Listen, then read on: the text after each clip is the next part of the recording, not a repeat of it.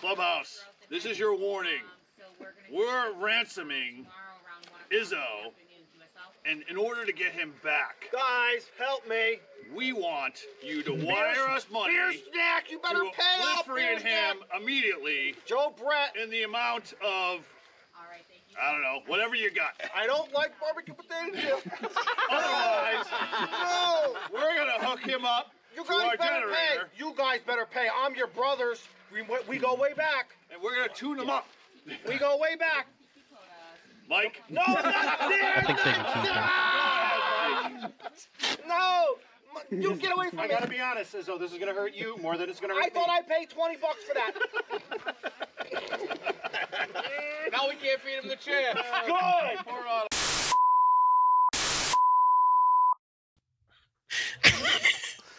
Good. See, that's what happens when you go play with those guys up north. Yeah. So we have a mic on Izzo, but we don't have Izzo. I sent a text to Beer Snack to pay the 50 cents ransom, and of course he's working. So Izzo's going to have to do the show from afar tonight. And if he sounds a little tweaked, it's probably because someone turned the generator up. No, we're waiting for the FedEx delivery of the armored car of money to hit New Hampshire, and then they're going to release me. It's a Hot Wheels car with a quarter in it. Don't get your hopes up. You guys put a quarter in it? I told you put a dime in it. Probably fit better. Probably. It was Monopoly money. Either way, it don't matter. Okay. As always. Wrapped in barbecue sauce. Good stuff. Good stuff. Well, I'm being told that my mic is hot, so I'm going to turn it down because I want to appease the masses. So let me know if I sound just like everybody else. If not, it's the best I can do. Anyway, welcome to another Tuesday night. It's good to be back with you guys. Always sad to miss. Went back and rewatched the show. It's going to be one of those trying things to edit for the podcast. You're welcome. Sorry. I appreciate it. You're welcome. Thanks, Not sorry. for that. That's because of KE0VIM kept us for what, 3 hours? It was What long, the hell? absolutely. Did he think we were going to change? Did he think we were doing one of these 24-hour, marathon donation gifts? It was fun though, and guess what? We should maybe do something like that with him and a few others. I would like that. Oh, do a telethon, a Jerry Lewis telethon. Whether we do 24 or 12 hours or 6. Well, we have to have like 10,000 subscribers first. So y'all share this amongst your friends. Maybe we'll hit that $10,000 mark and we can do some of these fundraising things. That would be great. That's right. Tell your mother, tell your sister, tell your mama. Tell your ex-wife, whatever. Well, I see I'm already starting to roll in, so I'm going to knock these out. Gray Man Poda, thanks for the 26 months. Wow. Reed, also thanks for the 24 months. Good evening to you as well. And thanks to Lucas for the 22 months. These are our channel members, those of you in green who support the channel on a monetary monthly basis. Thank you so much for all you do. We're going to do some giveaways tonight.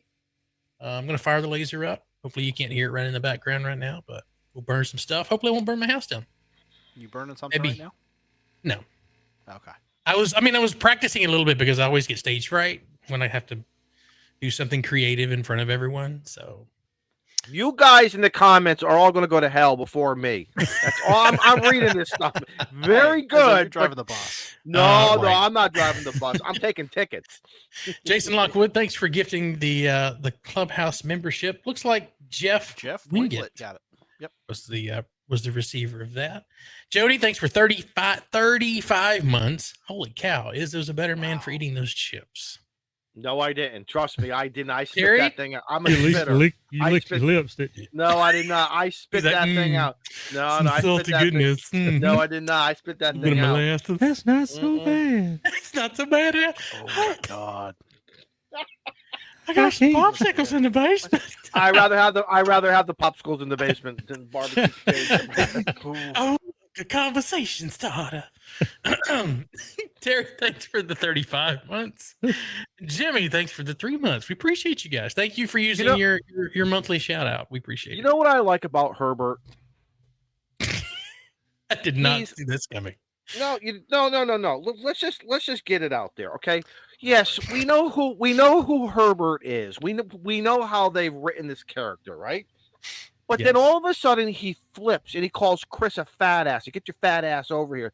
And Get your fat ass in here. Yeah, he gets kind of demanding, like he's had enough, like he can only tolerate some more, and get over here now, or whatever. For so long. That's right. Yes. Ben, thanks for 35 months, man. All right. Enough of that analogy.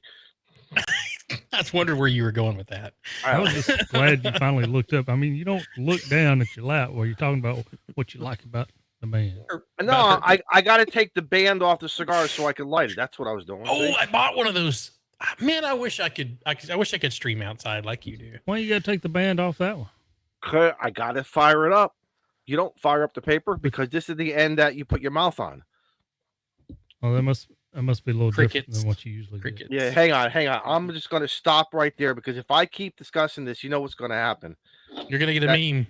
That train is going to jump that track and never look back. And we do have a guest. Email, then some 14-year-old or 15-year-old's mother is going to write Shane an email saying how we're disgusting. Oh my God, I forgot about that. That's right, Tortoise. Just a tip. You're absolutely right. Russ, thanks for the 32 months. Good evening to you as well. Well, let's get started. Steve, how you been, man? I'm no longer gonna say how's your week been. I'm just gonna say how you been. I'm back home. No thanks to American Airlines. See, you should have flown Southwest. I know. They did show up in my travel tool now, so that is new.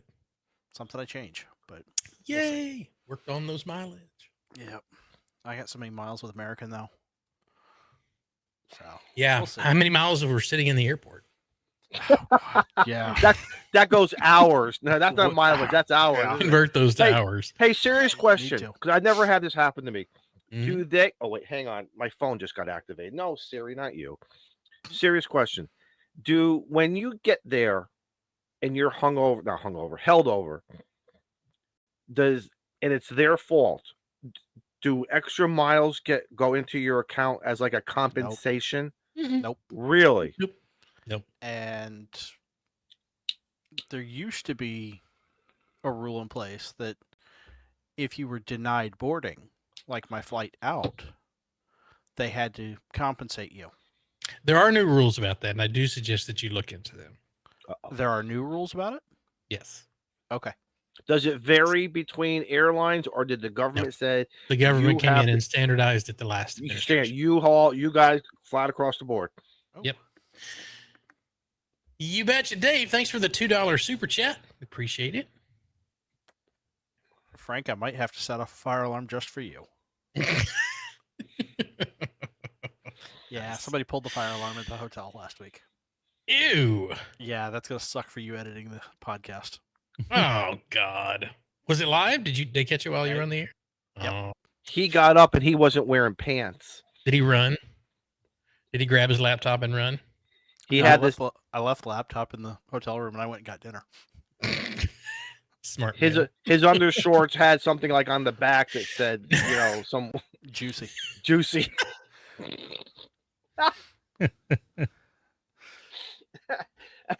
And I told him, don't turn around because that mouse better not come out of the house. Come out of that hole. Anyway, Izzo, how's your week been? You right the ship. I didn't play radio, but because I wanted to do, because I wanted to do some family time. I just wanted to spend. Did the family want to do time as well? Yeah, I think by 3 o'clock they're like, "Hey, you still got a few hours of daylight. Go do some POTA." Yeah. The time change was very interesting. I hated it. We have a beautiful beaver moon outside right now. It's unbelievable. What's a beaver moon? Well, don't ask me about a beaver moon. It's like a super. Is you talking about the super moon that's out right now? Yeah, but they call it the beaver moon. And I don't know what the origin is. Who calls it that? It's something. It's on the rest internet. of the world calls it the super moon. So I don't know what they do in Connecticut. I think it's then when I Googled it, it said the beaver. Oh. Then all of a sudden something else came up, but I made sure I said now you got to go clear your search history. I gotta go clean that cache. You should have been Arthur, searching. Thanks for the 35 months. 1 month away from last 3 years. Night. So last night I'm in the tent. I'm watching Prison Break.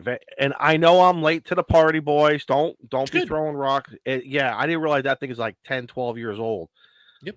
I crossed into season 2, and it's kind of dragging for me. I'm not paying attention to the weather, and all of a sudden, the crack of lightning. Oh, now you know I don't have That'll a make lot you of clean your hair on my shorts. head. Yeah, I don't have a lot of hair on my head, but it felt like it was starting, even though I do have a high and tight. I felt some electricity, and I didn't like that feeling. So I quickly That's shut off usually the bad. propane. She had the door open for me, and I just went zing. I literally put the cigar in the ashtray and just kept on going. I wanted to get inside. The house, the lights flashed a few times, and then 10 minutes later, it was over. But scared the living daylights out of me. It'll do it. Yeah. Plasma Storm, thanks for the $5 super chat. Thank you, Someone brother. give Izzo a bag of barbecue No, chips. no. I got Chris, some. he's I good got on some cures 2 then. weeks ago. Yeah, no, I got some 2 weeks ago, and no. But we're good. So other than that, man, I'm just hanging out.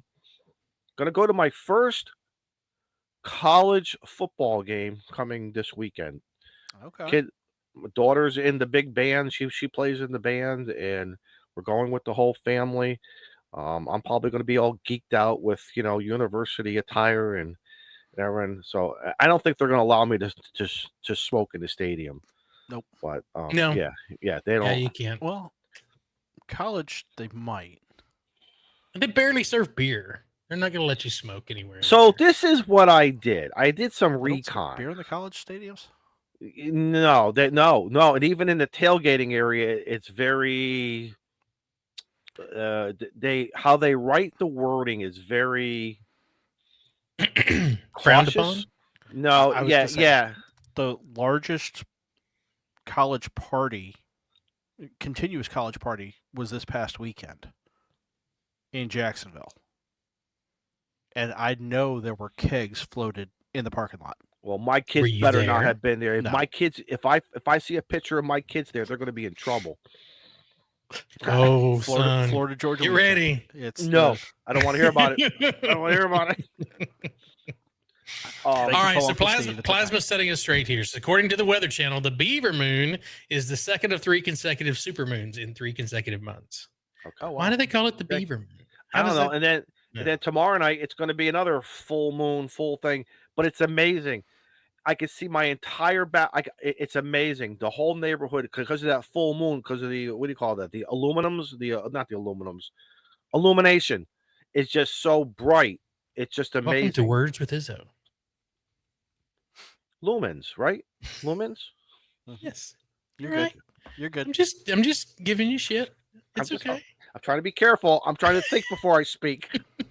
Oh God, we'll be here all night. Pass it over to Joe Brett, please. Over to you, Joe Brett. Well, I was doing okay. So as I started talking about that college stuff, Oh, that's right. You got kiddos. well, I just made me realize my youngest is in the high school band. Which, oh, never mind. I'm good. He's probably not going to college. So I was gonna say, I man, told my Joe I Brett. I do told not my kid. have any reason to go unless I'm being paid a lot of money to go to a college football game. I told my kids to go into the military. Nobody wanted to listen to me. The military will feed you, travel you, educate you, And beat the living crap out of you. yeah, but still, that's part of living. That you true. have to learn. I would rather wait a few years before my body's completely beat up. Well, Yeah. talking about that, benefits you get. I keep bouncing the idea to the youngest one about joining the military, and he come home the other day from school and had talked to an Air Force recruiter that was at the school, and I was like, perfect, you get to play games. So, gonna be a drone pilot. Yeah, he was like, what? Yeah. You know what they do, Joe Brett? They mention that word right now, Minecraft, and right away that's an attention getter. It's like for us. That was 10 You years say ago. Yagi, you say you say something ham radio related. What's the first thing we do? Do. We go like that. These kids, you say Minecraft and you say other things like to that, or Call of Duty, And right away, Battlefield man, 6. you say 6, 7, man, you get their attention right away, and that's how they bring him in. And they're That's how they right. get you. But I'm sure listen. I know nothing about military systems right now, but I'm sure that there's a few buttons, a joystick, and a monitor involved, and these kids are going to get it. These kids are going to get it a lot faster than us. You know. Well, there is some strong feelings in the chat right now. Very strong feelings. Because the only joystick we knew, was a 5-speed. To me, that's that was my joystick. Well, sort of, but well, anyway, so start that up. Moving on. So, like, I don't know, many of y'all might have got this or already have. You got your new Christmas catalog in. Mine came in the mail today. I subscribed to the electronic version because I don't like to kill trees.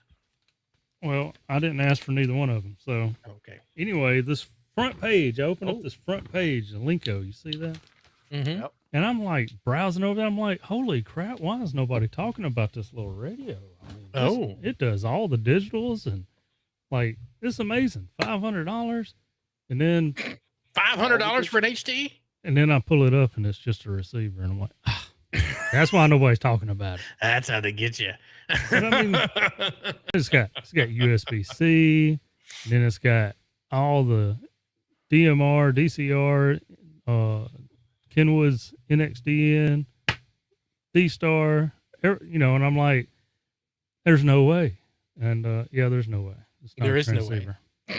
No, it has to. In my Joe Brett, I agree. For that amount of money, you better have a PTT button on there. I fully agree. Yeah. Oh no, I mean if it had a PTT, that would be a 1600, 1800 plus radio with all that. But anyway, besides that, I didn't do a whole lot over the weekend. My wife's kind of getting into some crafts. She's got her a business partner and a little booth that they set up at a local store. And does she need any laser engraved stuff? Well, she's buying her laser.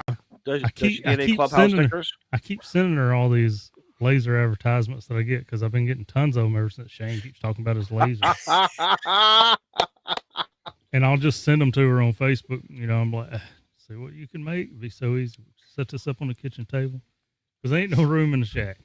Mm-hmm. I'd like to get one of those big conveyor belt ones. Oh yeah, $6,000-$7,000 jobs. Well, we can get that gov.deals, Joe Brett. You and I are always seeing a lot of cool stuff. Matter of fact, they had helicopters on there last week, and I'm thinking, how cool would the Ham Radio Clubhouse helicopter be? But then again, no disrespect to Beer Snack. You know what he's going to say. Do spend money. Yeah. The calculator, no. The calculator says no. Zero. I just paid Izzo's ransom. No. Now there's an overdraft fee. So, Joe Brett, is there like a virtual store? Is it actually a brick and mortar place? What are they kind of like? Yeah, it's, well, I don't know if you know up north, but it's one of these, we call them picking stores, but people rent booths inside this. Yes, we have them up here. Little markets. Yeah. We're not backwards. Up here in the Northeast, we're really not in the dark. No, seriously, we have literally the one literally a mile from my house, and I love going in there. It's fun. David says the podocopter. The podocopter. Yeah. No, because I was thinking, Joe Brett, if we could sneak in like a Ham Radio Clubhouse sticker somewhere, that might help drum up some sales. Right. We're probably right. Go by and sneak one in and see how many months it takes her to notice. Yeah, exactly. Just start sticking them on the back of all her products. That'd be funny, huh? With a QR code to scan. Scan this and you win something. What do you win? Imagine, Joe Brett, imagine your sticker on all that stuff, like on the bottom of things. Wouldn't that be great? Everyone's taking home a Joe Brett, something. That's what made it sell. Exactly. Yeah, that's right. That's it.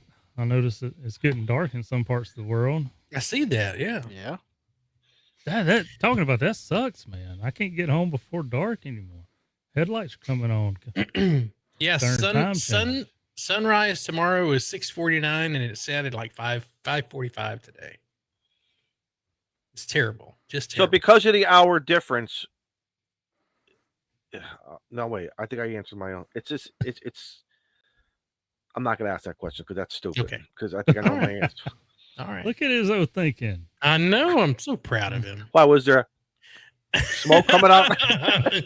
Yeah, exactly. No, because I'm thinking like when it gets dark here at 4:30, you have to wait for your 4:30, or is it your 5:30, or? But it's all relevant because of how the Earth is turning, right? We're a sphere. Yes. To what you're saying, desk. Yeah, what you're saying is, so like the first time we went out to see the Sixes in Texas, our first time to Texas, and we're going down the road in Vern's truck, and I'm looking at my youngest son back home sends me a message, a picture, and it's pitch black dark at home here. But we're going down the road in Texas, and I can still see all the way across to the horizon. Right? It was still a little bit of daylight. That gray line. It messed with my mind there for a little bit because I'm like, we're in the same time zone, but we just 600 miles away. So Texas is a big state. That big shadow hadn't caught up with us yet. Well, I don't have much to contribute either. I had some family stuff over the last few days to take care of, so got that sorted out. And I got a balloon event coming up this weekend. Hopefully the wind stays away. I know, right? I've had some time off, and this will be the last one for quite a while. So I'm glad it's winding down because I'm worked out. Are they still working? Sorry, squirrels.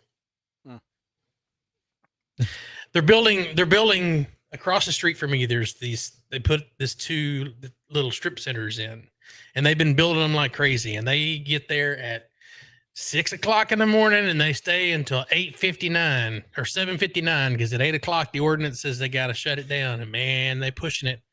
The other day they was out there at 8 o'clock on a Sunday, and I was like, don't you fire anything up? We got till 10 o'clock. They're going for that bonus of getting it done early. Didn't you tell them Sunday is church day? They need to go talk to Jesus is what they need to do.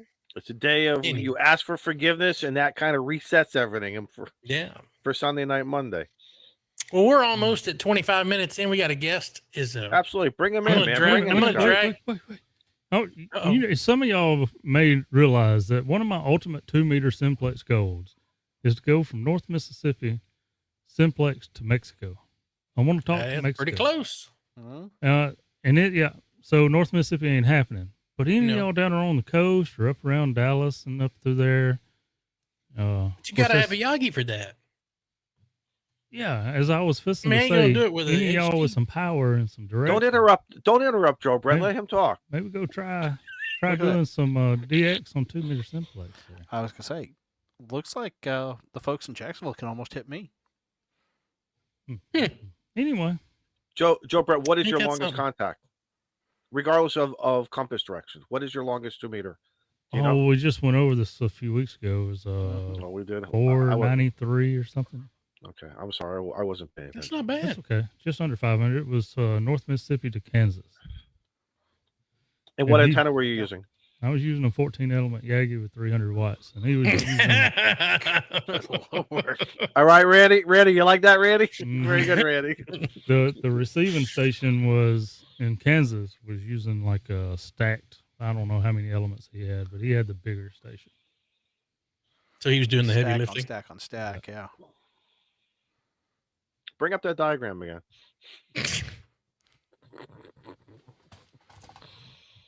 We're never gonna live that down. Don't bring that thing up again. I wanted to see the diagram. Oh, sorry, wrong subject. All right, y'all was about to get to the guest. Wrong We got a guest. I'm moving Izzo, and I'll bring our guest in. Izzo, I'm gonna let you kind of take the show, but welcome, my friend. Let me do some clicking and drag. Look at that. There he is. The first Nicely done. Nicely done. Hello, gentlemen. Hello. We have to see some mountains back there, but it is gone now. It's dark over there. What happened? Stuff happens. It's that time change you were talking about. What region are you in? What call sign region are you in? 7. I'm in the Vegas area. Okay, excellent. Excellent. And what's the kind of weather? out in the desert, where the mob comes out and buries all the bodies. That's where we're staying. We know nothing about that. Over your shoulder. When I have to testify in front of the congressional committee, I'm just going to say I know nothing about that. So, yeah, dog keeps digging stuff up out here, and I'm like, leave it. It's not our business. Mike, what's the weather like right now? I don't know. It might have gotten below 70 degrees right now. It's been getting up around 80 for a high, and down the 40s at night. It's nice. That ain't terrible. It's been nice. Yeah. Nice. So listen, I found Mike, and if you are was Mike lost? No, but he's been on. The man's been on YouTube for 4 years now, maybe a little bit longer. I want everyone to consider subscribing and watching his stuff. It is a plethora of. You used a big word. I used a big word, and I made sure I said it correctly too. I didn't add any extra syllables by accident. You got it spelled out above your computer? No, I don't ask. No, because every time I go say that word, I think of phlegm, and it's not phlegm. It's see, now I'm going to screw it up. God darn it! Don't make. See, this is what you have. Oh, miss, madam. Watch this man's channel. Subscribe to his channel. Hit that bell, as well as put him in your ham alert, because he is doing stuff all over the United States. He's going to make you jealous. In the next 60 minutes or so, you are going to get jealous of some of these adventures. Inspired. It will inspire you. Different modes, camera angles. He's using cameras to tell his story of what he is doing in the hobby to promote. Am I right, Mike? Is that a good opening? That's right. That's right. That's right. You owe me, you owe me $20 then. You owe me. All right. Mike, just tell everybody a little bit about yourself. The who, what, and the why. Okay. Name is Mike Hopkins. I got into ham radio back in, I got interested in about 2018. I started perusing around YouTube and learning things about it. Ended up starting studying about fall of 2018, and planned on taking my technician exam in February of 2019. But here's a little lesson for you. I got my test date and time off the ARRL website, and they had the date and time for the Wichita Amateur Radio Club, great club in Kansas, my home club. But they had the date of the test listed as 2/28, right? February 28th. So that's my date. That's what I'm studying for. February 28th. Right around the 10th, I start thinking, I need to look on their own website, and I need to double check and make sure ARRL's got that right? No, they had given the test 2 days ago. It should have been February 8th. Instead of the 28th. So they had a schedule. I don't know what they do now, but they had a schedule at that time where they do the second, I think it was the second Friday of every even month. So now I'm out. Oh, that's complicated. April. I'm out. So that was your entry. So you wanted to get your entry, your first license, right? Correct. Right. Gotcha. So at that point, I just said screw it and put it away for a week. And then I thought, but you know what I could do? I could study for my General 2. And get both of those done, which ended up being a great move. And I was able to test for both of those in April and pass those both. I didn't try for the extra. I wasn't going to put myself through that, but I got the general right away, and that was good, because I probably would have waited too long before I got my general, and I was able to jump in HF right away. And that's really what works for me good is HF. The places I'm staying, VHF and UHF, there's not a lot of things happening. I'm trying to learn satellite. I haven't been able to do much of that lately, but that's one way I can get into the VHF UHF game and actually talk to people. Yeah. Where's Robert? Yeah, I'm here for you, Robert. Yeah, I was gonna say our friend Digital Rancher. He's one of a few good mentors, I would say. Absolutely, absolutely. And I've met him and quite a few others, and all the people in the YouTube community are exactly like you would expect them to be. I haven't met a phony out there yet. Although this group, I've only met Shane. So we're saying we're a bunch of jolly assholes, is what you're saying. I'm just saying what you think they are. That's what they are. What you see is That's what you all I'm get. No, So- there are no lies. There are no filters. There's no. This is it. This is it. That's man. right. It is I what haven't it noticed is. any You yet. get what you That's pay right. for. It's like your right. driver. It's like your driver's license. It's not lying. That's right. So So the true. interesting thing that kind of happened along that way while I was going through that whole studying process is my wife and I were discussing our vacation plans for 2019. Okay, and we had just bought a pop-up camper the previous summer. So she loves researching stuff. She loves getting online and researching stuff. So I was like, why don't you research where we could get to and where we could vacation if we took 2 consecutive weeks off this summer? You know, we had taken it out camping over the weekend, just at our local state parks. And, you know, you show up Friday night, you get set up, you can enjoy Saturday. Sunday morning, you got to get up and tear down and take it all Right. back home. You get one day. Right. Yeah. So, you know, we thought they're not getting a whole lot out of that. Let's go somewhere and take some time. So I set her off to research that. Okay. Be careful if you ever do that. This is a warning. No, it's not, because guess what? Because let her think it's her idea, and Yeah. and as well as when all the costs come in, who cares? Because she approved it. That's called happy marriage advice number 9. Yeah. That's Yeah. number 9. That's good advice to make them think it's their idea. Yeah. Well, That's right. that's what happened. So she came back to me a couple weeks later and she says, you know, I've been looking into this a little bit. And I found there's a lot of people that go out and do this. They'll take these long-term vacations and they don't come back.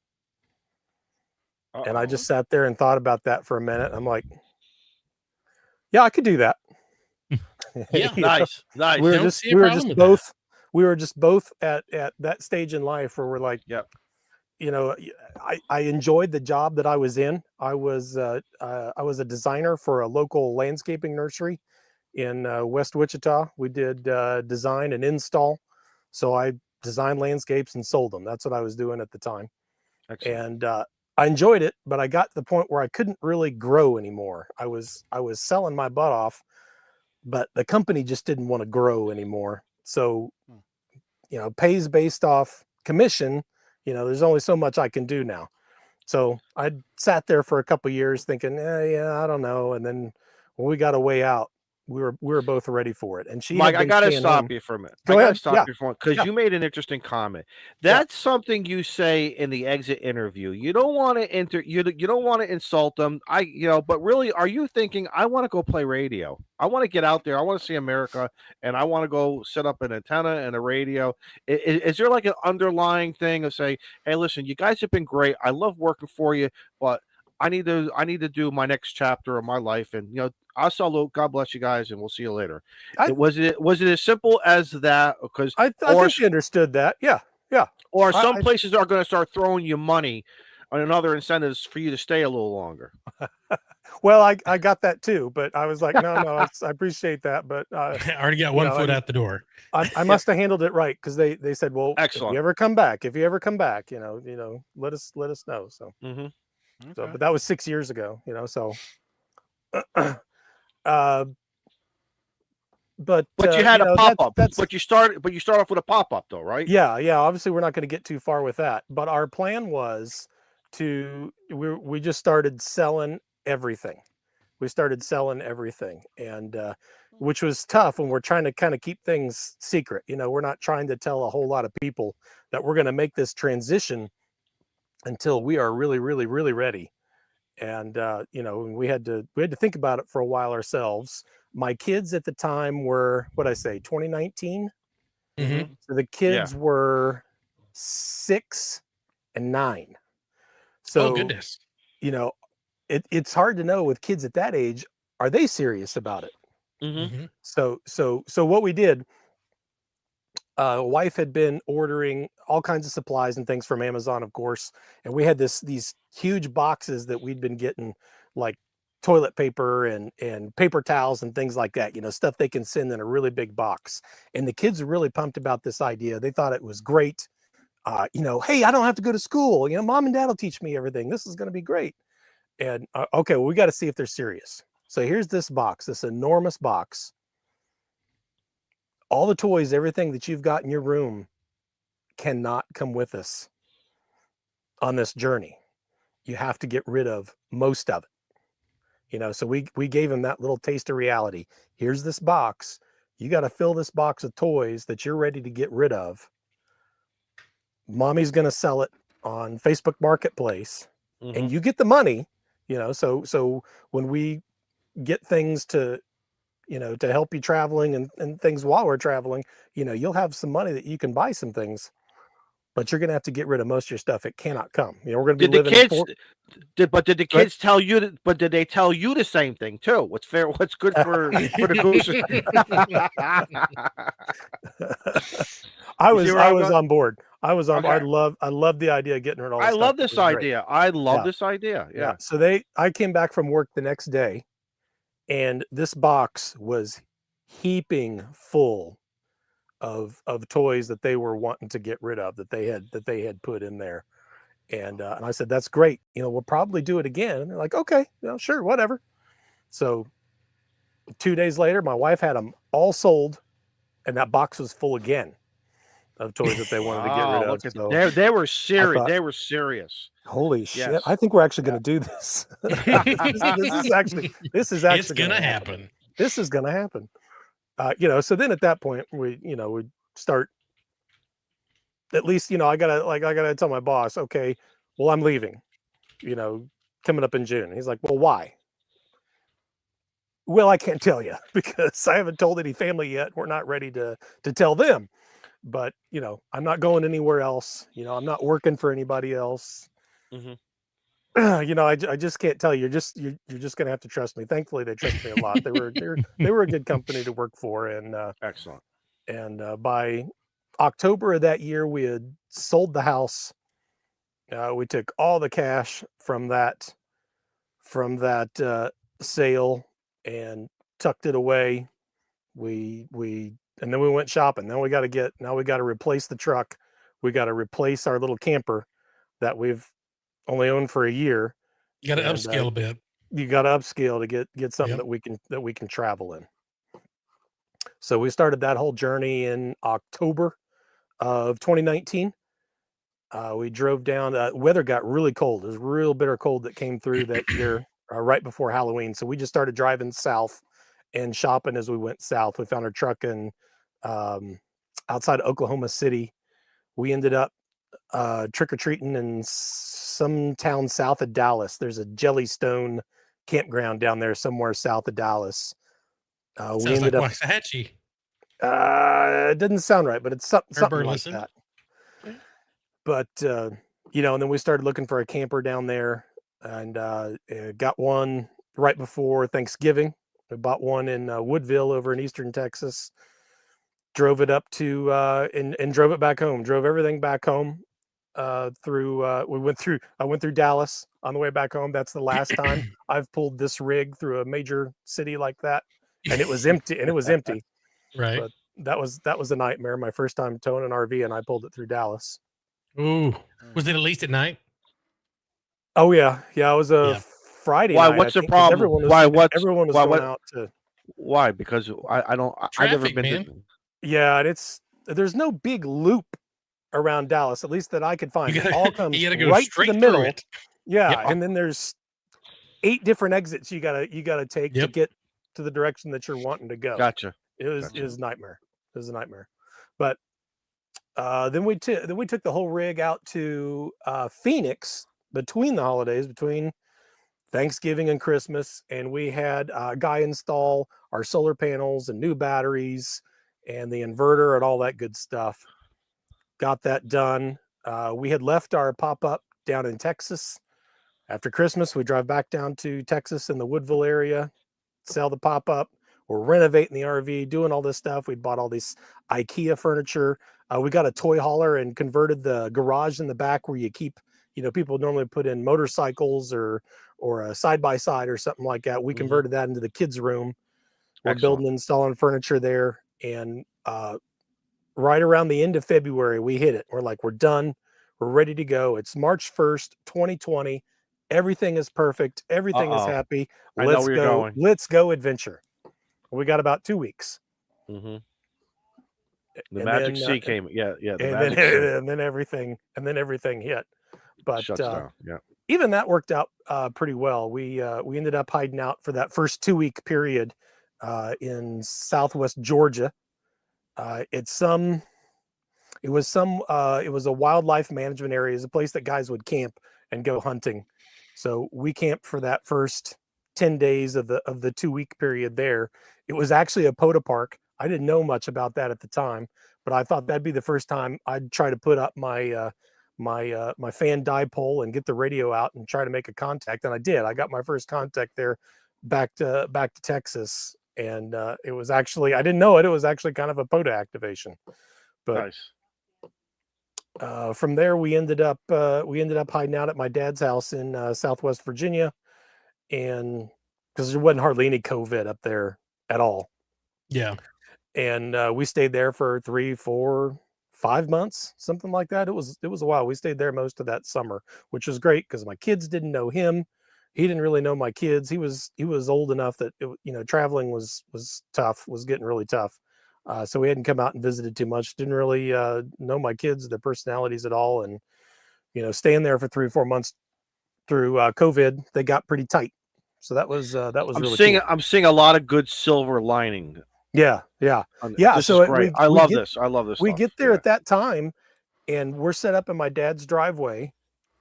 We've got mobile living, we've got online jobs, we've got kids doing homeschooling, and the whole rest of the world now is trying to figure out exactly what we've been going through. Correct. For the last year. How are we going to do this? And we were sitting right there, set up perfect. Like we're already here. Right. Yeah. We were led to that spot. Go ahead. And that was amazing. So I spent my first field day there at my dad's house and got 10 or 12 contacts, my first real bunch of contacts, and really started getting into actually operating at that point. I tried a few POTAs on my way. We started heading back across the country in the fall, and I tried my first POTA in Kentucky, right on the Mississippi River. Got my first activation there, and just sort of dabbled for a little bit until we started traveling in 2021 and hitting a lot of parks out in the mountain western part of the states, and that's really when I really started getting going on the activation stuff. And what did you have? I went to your QRZ page, and I just the pictures and everything. Go look him up on QRZ, by the way. The pictures of all the places that you've played POTA, I am 1000% jealous. That is so freaking I got a few I need to add too. He's already hit the lower 48. Yeah. I wasn't far from Lone Star Geyser when we were at Yellowstone. Yeah. And I didn't even think about taking the radio out of camp and going out to some of those places, but man, that's a great one. And it only goes off every 3 hours. So most people hike out there and they just hope they get lucky, because they only want to sit there for a half hour or so, and then they're going to turn around and go back. Well, heck, I'm just going to go there and set up my radio. I can kill all the time I want. I'm going to see this guy go off because he's like old reliable. It's just not as frequent. It's not as frequent, but it's more impressive, and you can get a lot closer to him. I'm gonna throw this out to everybody. Go back out there to that. I want to throw this out. I want to throw this out to everyone who's listening, because if you enjoy going to the national parks or any of this stuff, you'll find a lot of documentaries out there. But you got to watch Mike's videos, because he shows you a different angle, a different perspective. Not only the ham radio stuff, like I was watching his stuff from Arcadia, which is up in Maine, US 0001. And he's talking about the tidal pools and this and that, where you can go see stuff, sea life. It's the little things that sometimes we just overlook, that you just come in, activate the park, look around, take a few pictures, look, maybe look for some wildlife or whatever, and then you get the hell out of here. But this guy really shows you America our planet. I said it very, very sincerely, Mike. You do such an incredible job that some of these documentary companies should really be hiring you if you want another job to incorporate. I'm available. Yeah, exactly. All right, then. Well, then you can use us. You can use Clubhouse as a reference. Okay. Oh, all right. Okay. Maybe not. Maybe wait a bit. It is nice though, because everyone does POTA differently, and I like the fact that people go out. Some people go out and show off a little bit of radio, but a lot of the park. The reason why you chose this place and why what there is to see there. So it's kind of like a cross between a travel vlog and ham radio. It's a good mix between the two. So And it's what I've found, really enjoyable to watch. What I have found that gets me really excited is once I got away from the parking lots and the picnic tables, and even away from the truck. At first I was driving to some pretty cool places to activate, and I started doing that at Grand Canyon, or I drove to one of the overlooks, and I'm like, okay, I'm going to activate Grand Canyon in 2021. I don't want to be sitting in a parking lot somewhere. I want to be looking at the Grand Canyon. So I set up right on the edge, and unfortunately I wasn't doing YouTube yet at the time, but I sat there and I'm looking at the sunset over Grand Canyon for 2-3 hours. I'm like, yeah, this is how I want to do that. And as soon as I got it to the next level, to where I got equipment that I can put in a pack, like I got an 891. Before I was using the Kenwood TS440 was the first radio. I was just going to ask you, was that your first radio? Yeah. I actually bought it from a guy in a gun club. I was in an IDPA club when I was going through all this transition. I just happened to mention to this guy, I knew he was an electrician. I just happened to mention to him that I was studying for my ham license, and he's like, "That's great. I'm a ham." And he's like, "Don't buy any equipment. Don't buy any equipment. I got some stuff that I'll sell you." And he basically just let me name a price, and I'm like, "Oh, there you go, Errol. I haven't done any research. Back in the day, back in the 90s, that was the Cadillac, guys. That was really that 440, because I had a TS 130. There was a 120, 130, and then the 140 came out. But then all of a sudden, guys who like to kind of show off, I got the 440. And it became like this elite rig that would sometimes show up at a field day, and you couldn't wait to sit down and operate it. It was a very cool radio. You're absolutely. So when I saw your video on that, I'm like, good, you got to experience that beautiful audio. That Kenwood 440 had some really, really nice, not too bassy, but I always said Kenwood always their audio was always nice there for a while. So I need to do some work on it. It's got the dreaded dots thing going on right now. Right. So I got to get that. I got to get that taken care of. It's riding along in the RV right now, and it's dead weight at this point because I don't use it, and that's not a good thing in our RV. You're gonna get. You're gonna eventually, go. Eventually, you don't get used. Bunch of ticket. Yeah. But the next step I took then was once I got the 891 and I can fit everything in a backpack. Now I'm hiking down trails, and that changed your world, did it? That took it to a whole new level. The first one I did like that was it was Delicate Arch at Arches National Park. Another great one. Gorgeous, yes, absolutely. And I'm like, okay, and that was one that was kind of a puzzle to figure out, because if you ever been up there, there's a lot of people, there's a lot of problems in how to set up there, and that was just a really cool.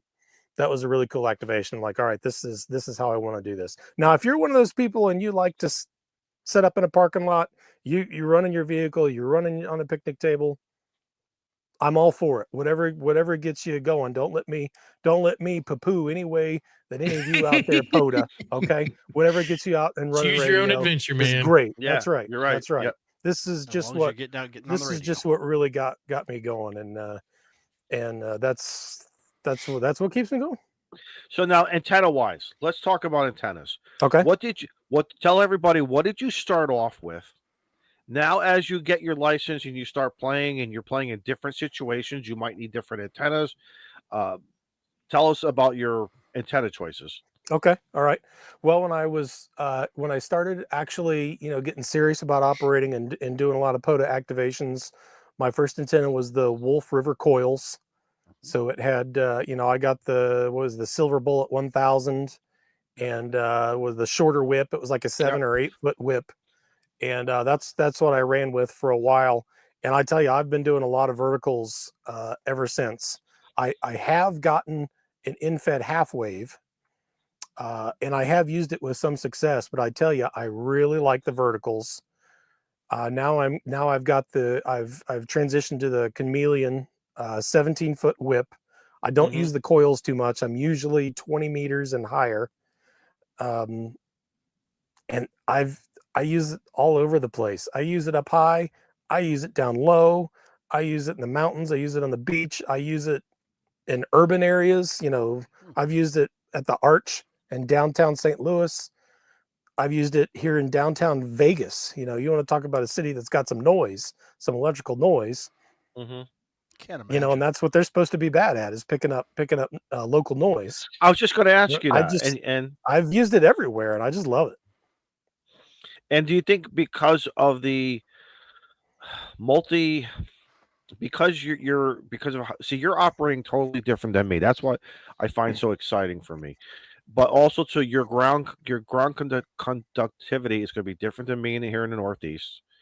And so I envy the other parts of the country. But it sounds like because that vertical can do many things for you, it sounds like. Yeah. And I don't tune it any different. I've used it in Maine and Arizona and Washington and Florida and everything in between. I've never changed how I tune the Are you bands using on a that. spike in the ground? Are you using a little tripod? What do you kind of? I've stuck with the Wolf River Coils tripod. Okay. And then with that, I've got some sandbags that I use that I throw on the legs. I saw those. Yeah. That weighs it down. I don't have to guy anything. I don't have to stake anything. I don't have to put anything in trees. And that's all pretty important for the type of places that I like to activate. Amazon guy, $16, and there's a link on his channel. Yep, for that. Yep, yeah, I like that for all that stuff. And I can use that antenna literally everywhere. And I oftentimes don't know what I'm going to be encountering when I set up my station, and it just always works. Now, do you ever operate from inside the wire? Go ahead. Now, do you ever go and operate from inside the camper? And does that antenna change? Are you mount off a ladder or at the top? What do you do differently, if anything? Well, the embarrassing thing I have to wear admit pants about about the RV, which I lovingly call the 8-ton radio go box. Yes, correct. I love it. Is that, imagine you're building a go box, right? And you think of everything that you want to put in it to support your radio operations. Correct. And you just fill it with all kinds of amazing, awesome stuff. And you get done and you open it up and you realize there's no radio in here, and it's totally full. That's kind of what happened with the RV. And I've not had any space until very recently to set up for myself. Because remember, I'm not like TO, I don't have an office up front all to my own. I'm sharing 300 square feet with 4 people and a dog. There's not a lot of personal space. All right, important question: what kind of dog? Cocker Spaniel. There you go. Okay, Cocker Spaniel. That's important. Yeah. The greatest travel dog I think anybody has ever had. That dog has a bladder of iron. Good. Yeah. Better than the kids, right? Yeah. Better than the adults. Adults. Even when she was a puppy, we didn't hardly have to potty train her at all. She took no house training. She just went when we took her outside, and that's all there ever was to it. And if That's it was cool. 3 hours, 4 hours, 8 hours, whatever, she just waited till we went outside. And so getting back to the antenna, a Wolf River, a tripod. So now you're piecing together your vertical to meet, and then as well as different ideas that you have, right? With ground radios, any Faraday. I was watching Michael Martin's with the new Chameleon Faraday straps versus the. Have you tried all of that? No, Did you see that UFO that went behind him? I haven't tried any of it. I never really got in with a Faraday cloth idea, being from a windy climate like Kansas, or Shane's nodding his head from Texas. Boy, that one never did really sing to me. So, I've just always had the I had the original 3 33-foot radials that came with the Wolf River coils. I decided to chop those into thirds. So now I have 3 bundles of 3 radials that are 11 feet long, and that's worked great for me. And again, I take it all over the country in all different soils. I never change a damn thing, and I don't have to get out my antenna analyzer to check anything. I know where to put those. I know how many sections to collapse, and it works. It just works. I'm sure that stuff makes a difference. You know, but to quote one of my favorite gun tubers, Paul Harrell, he says, "But is it enough to make a difference? You be the judge." You be the judge. Yeah. Yeah, and it just hasn't been. It just works. I think go ahead. I think Callum said that a couple times. Like he was like, "There's always a fight over how many radios you're supposed to have, or how many you're supposed to have," and he's like, "Just put them out there, because you're not going to notice a difference. Whether you have 10 or whether you have 12, you won't notice the difference. Or if you have 14, you won't notice the difference." And one time he said, and I remember him saying this: if you had to put out, let's just say, 6 15-footers, but you can only do 7 feet, cut them in 7 and just add that extra 7 to continue to go around. Just get them out there, regardless of the length. Metal out there. Just get the metal out there to penetrate the ground. That's what it's all about. And then after that, it's about propagation and everything else, and make it work. Experiment. So are you saying they should be a ham and go play? Yes. And have fun. Have fun. That's right. Hey, we're not allowed to use the F word. Well, we do. We like to be dangerous around here. Live a life in the wild. All right, side. Mike. Another topic we got to ask you now is logging software. Oh, okay. I've been on N3FJP for a while, and a lot of my adventures, I'm literally got my little right in the rain, and I'm doing things by hand. Especially if I know it's not, I'm not going to get very many contacts. There's some I know I'm only going for 10 or 12 or something like that to just get it done. But I'm looking to transition to World Radio League, so I'm going to make that. I'm going to make that change here soon. And the reason being, there's so many good ones, new ones coming out now. But that's one that eventually, when they get everything going that they plan, I'll be able to take it portable. It'll be on my base station here. I can access it from anywhere on they any already device. Have the app if you haven't tried that yet. Yeah. We've had him on here. We've had him on here. We've had Sebastian. Yep. We've had him. We've had Sebastian from Ham 2K Polo. Yep. Again, I've done that as well. I think again, listen, I just adapted real well to Ham 2K Polo, so I will support it. Just like anything. But the bottom line is find what works for you and use it. Find that tool and whatever comes to you easy, whatever meets your needs, just use it. And it's listen, I look at it this way. I always have paper with me. I could do it in my head, put it on paper, but if you don't have to, use the technology in front of us. And use it as if like your last resort. So I've got Polo as a backup on my phone right now. It's slick. It's great to use. It's just a portable logger, and I want something that kind of does everything. So that's that's why I'm going the direction I'm going. Any favorite feed line? Anything that you like, or or are you impartial to feed line or anything? No. I've just been getting ABR and hooking it up. I'm a pretty simple guy. I don't need to do anything too flashy or fancy. If it works, I'm going for it. ABR, I love to. Yep. Yeah. And the radio I run doesn't have all the fancy stuff and features and the pretty colorful waterfalls and all that stuff. But so right now you're strictly all FT 891 then right now, correct? Yeah, entirely. And it does everything I need to do. The stuff that everybody complains about really doesn't bother me. My biggest complaint about it actually is the memory controls. That's what I fumble through the most on that, because I program it such that I've got the end of every band, the end of every general portion of the band as a memory. So like 20 meters, I'll have 14,225 and 14,350. And just operating and going through all that is still really clumsy for me, and I'm constantly hitting wrong buttons and reprogramming channels instead of selecting them and tuning them. And that's my biggest complaint on it. But like the menu system doesn't bother me at all. All the stuff that everybody else complains about, I'm fine with. So you're using that for sideband. Yep. And then you go over to CW then, right? Yep. At times. What do you prefer, or FT8? Have you done the FT8? FT8, I'm not entirely a fan of. Mm-hmm. I don't have a problem with it. I understand its utility and why a lot of other people like it. I just don't enjoy it that much. I want more of a keyboard to keyboard type of experience, which is one reason I'm trying to get into some of these other digital modes. The JS8 call, RIDI, PSK31. I'm trying to get into all those modes and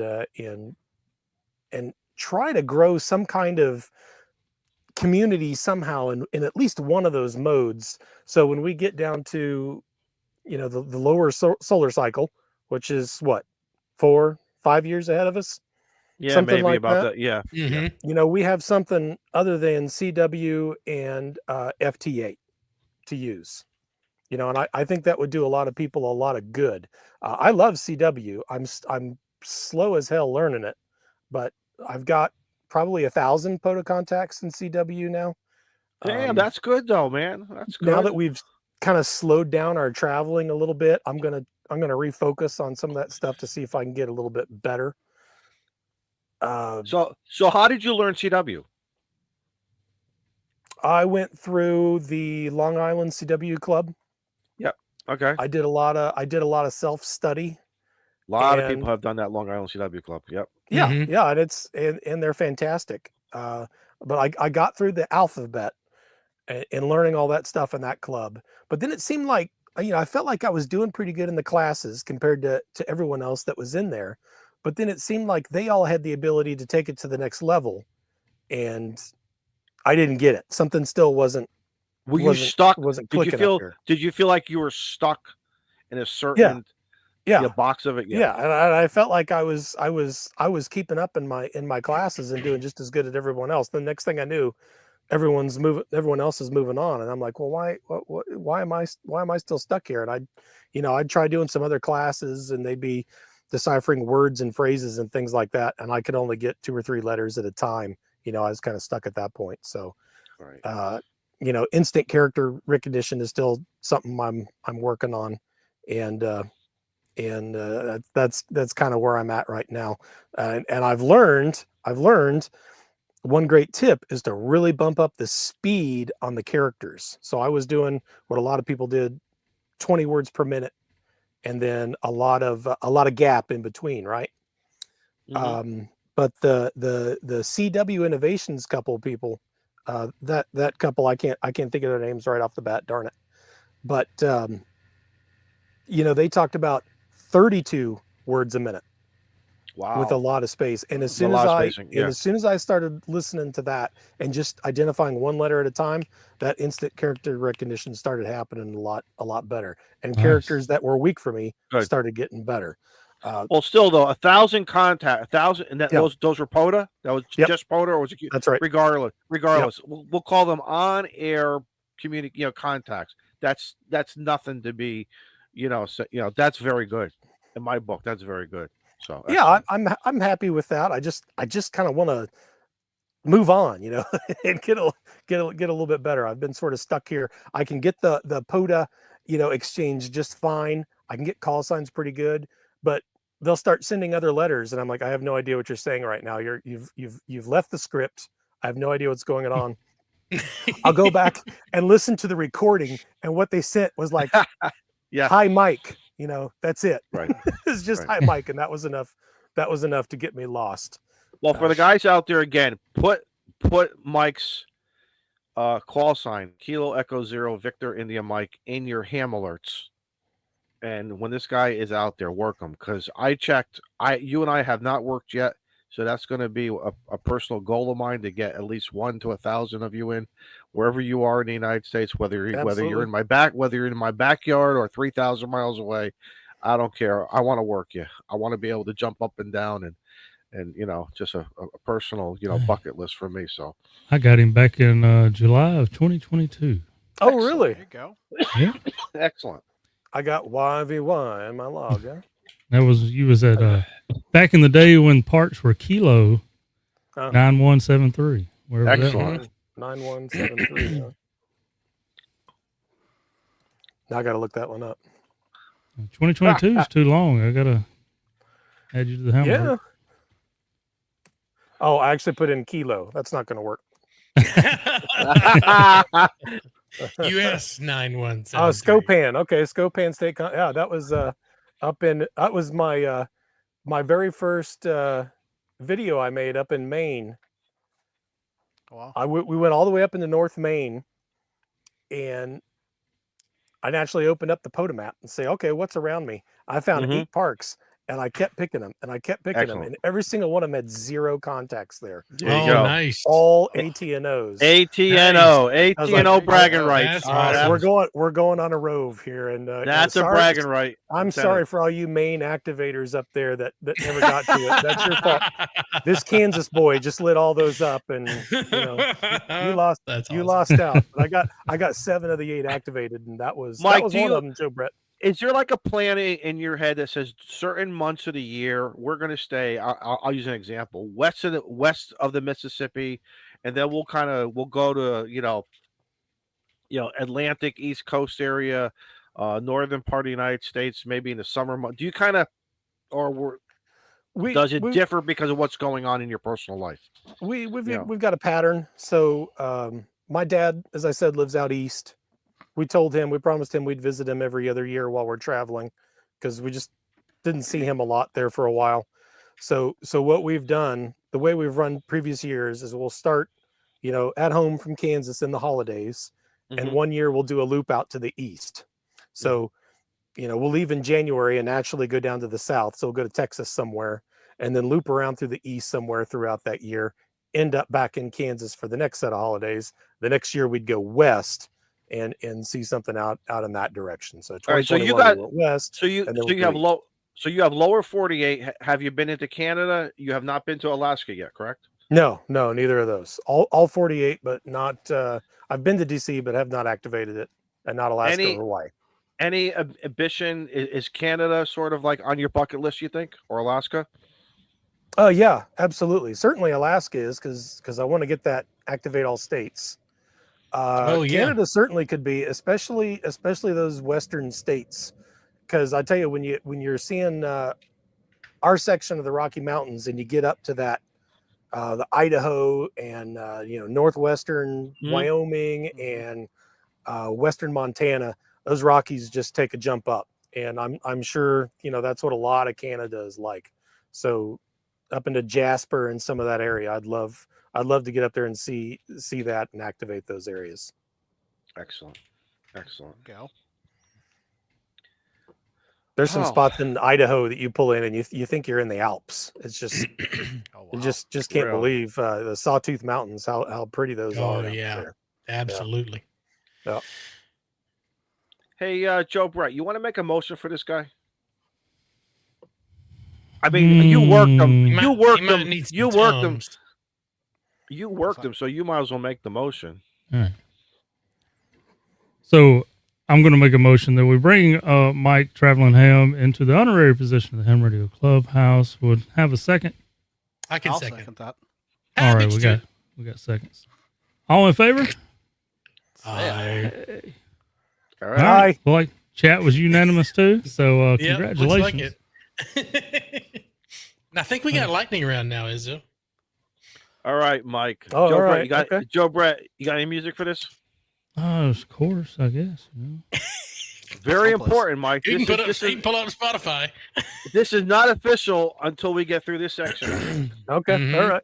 It's pending. Membership is pending. Yeah. No pressure. Let me get a refill here. Okay. Yeah, I was going to say, hang on. What are you drinking? Let's start there. Yeah, what are you drinking? Well, you want to see how complex a guy I am? Here you go, right there. Evan Williams, there you go. I'm drinking a $15 bottle of bourbon. That's how complex I get. I'm drinking a $3 Fanta. Nice. I don't know why. That's probably more expensive. I had a fiction for orange soda. I don't drink a lot of orange soda. Maybe once or twice a year. It was either that or like a grape knee-high. I wanted something different. I haven't seen a grape knee-high in forever. Tell me about it. I gotta get me some grape knee-high or a Fox and Park grape soda. I'm not sure if you guys probably don't know what Fox and Park is, but all right, this is the best thing I've got.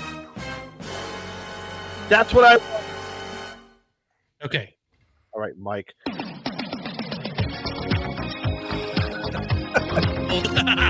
My bad. Yeah, say that. All right. Now this is Mike. This is what you got to do. If you watch the show before, I think you know what's going to happen. But you got to just clear your mind. I'm going to give you like 3 to 5. I just want you just to let everything go. Okay. Free your mind, and the rest will follow. Yeah. Just it's like the cocker. That clear your mind.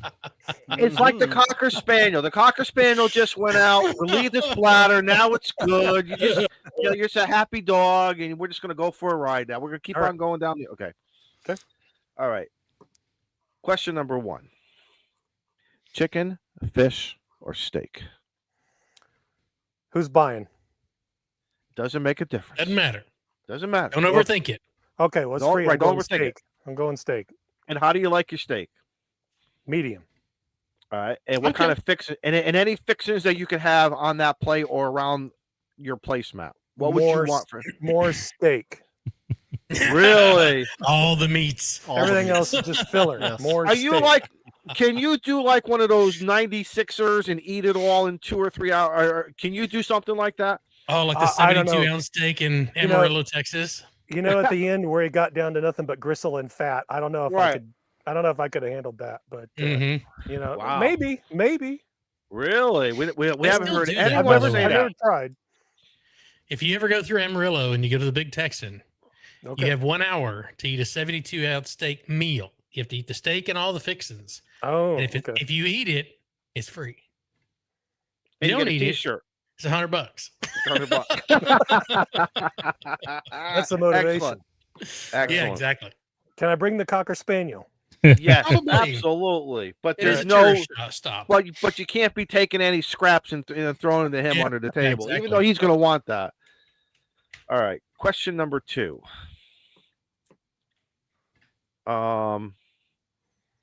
Favorite ice cream? Vanilla. In a cone or a dish? Dish. Can I get any plainer? Well, and French vanilla or regular vanilla?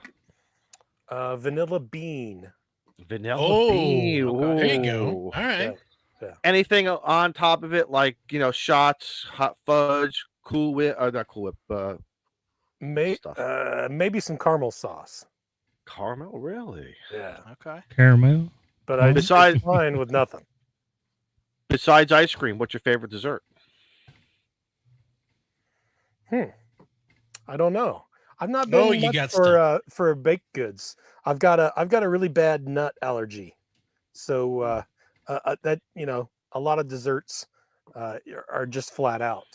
So that's an interesting question. I mean, cheesecake. If I offered you, cheesecake is okay, yeah. But if I offered you cheesecake, ice cream and milkshakes, Ooh.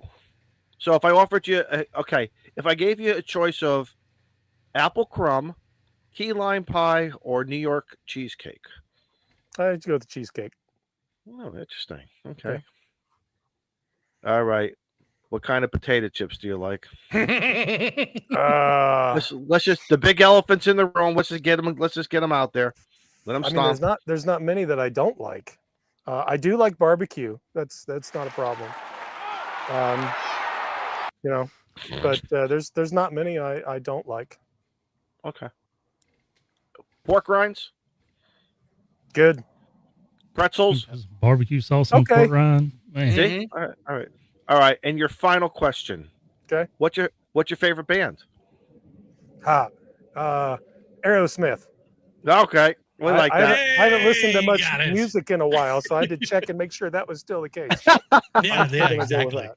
And they're all Again, still alive, too. I'm not a complicated guy, so that just. All right, bonus question. Well, first off, before we get to the band, let's just finish off with the band. Regarding ham bands, what is your favorite ham band? I like 20. You do? It does everything, and it's just always full and exciting. Mm-hmm. Anyone can do 20. Do you ever feel anything 10 under meters is 14? where it's at. Anything under 14.299, you have a better chance of some nice DX. And then above, 305, it could be whatever, right? Yeah. And a potential of some DX, but around the country kind of stuff. Okay. I forgot what I was going to ask him. Man, we already said last question and bonus question. I think are we done? I thought we were done. What was the bonus question? Oh, God darn it. Bonehead. Where's your notes at? No, we've been doing this for so long. We don't need notes. Yeah, but you tried to mix it up because you changed it up when you said, did. what kind of potato chips do you like? Yes, I did. Yeah. Well, because I knew he's been watching the show. So I wanted to kind of trick him up a little bit. So I'm not going to lie to you. I got a message from my brother.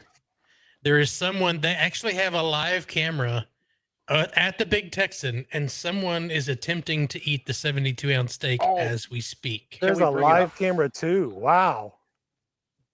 How cool is that?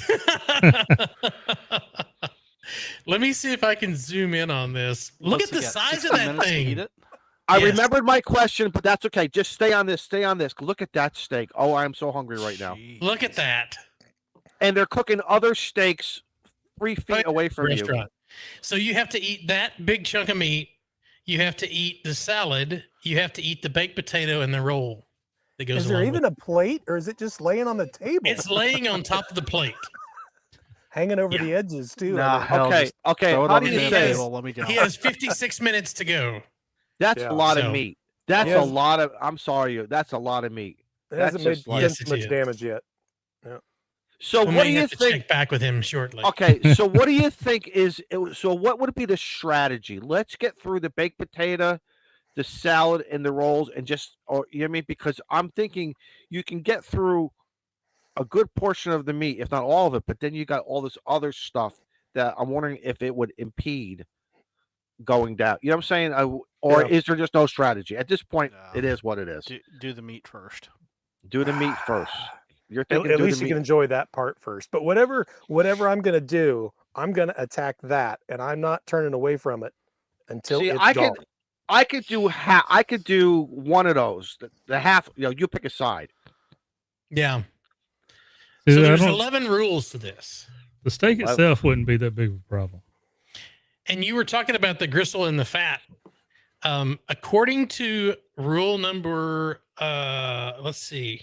number 5, you don't have to eat the fat. Oh, okay. All right. But they will judge that. And it's only $72. It's not $100 for this giant. I better at least get a T-shirt on it. I better get a T-shirt on it too, right? You know what I mean? You have to finish it to get the T-shirt. Yes. Oh, still $72 $1 an ounce is not bad. That's not bad. Yeah. Well, if I ever try that, maybe on the way back home this spring, I'll spot myself so you guys can watch on the live stream and see if I can. Yes. I want you to go into a golden corral, and I want to see you work your way around it, picking up a little bit of everything. And that's how you. Yeah. Exactly. I remembered my question. So you're a traveler. My guess is you're going to have at least one CB, correct? No. Oh, I lost a bet on this one. No, I don't have. I did have a VHF UHF radio. I had the FTX 4 or the FTD 400 in my truck, but I had a little tragedy and I bricked it. Okay. And I hate when that happens. I had a leak is what happened. And so on the overhead console of the truck, it would always drip. If I got in a really heavy rain, it would drip kind of on the passenger side of the center console. and I had my radio right there on the driver's side, and I had it set so that the memory card and all the plug-in and everything was on top, so I could get to it. And in 2020, 2021, we didn't hardly get any rain. It wasn't anywhere where it rained until we got to Yellowstone, and we're at some campground, and it just rained like crazy. And when we went out the next morning, no radio. I turned it on and nothing happened. And it took me quite a while to figure out what went on, because it was just such a mystery. But I think because the truck might have been sitting on some kind of angle, it happened to leak out the other side that time and came down. And I think the drops of water literally hit the radio right where the power source plugged in. Oh, that's and I just got bullseye, huh? Bullseye, right? Absolute bullseye. It was meant I to mean, be. nothing else was wet, and then I even sent it into Yaesu, and I'm like, I don't know what's wrong with this radio. And they had it for a couple months, and this was still kind of COVID, so they're kind of slow on everything.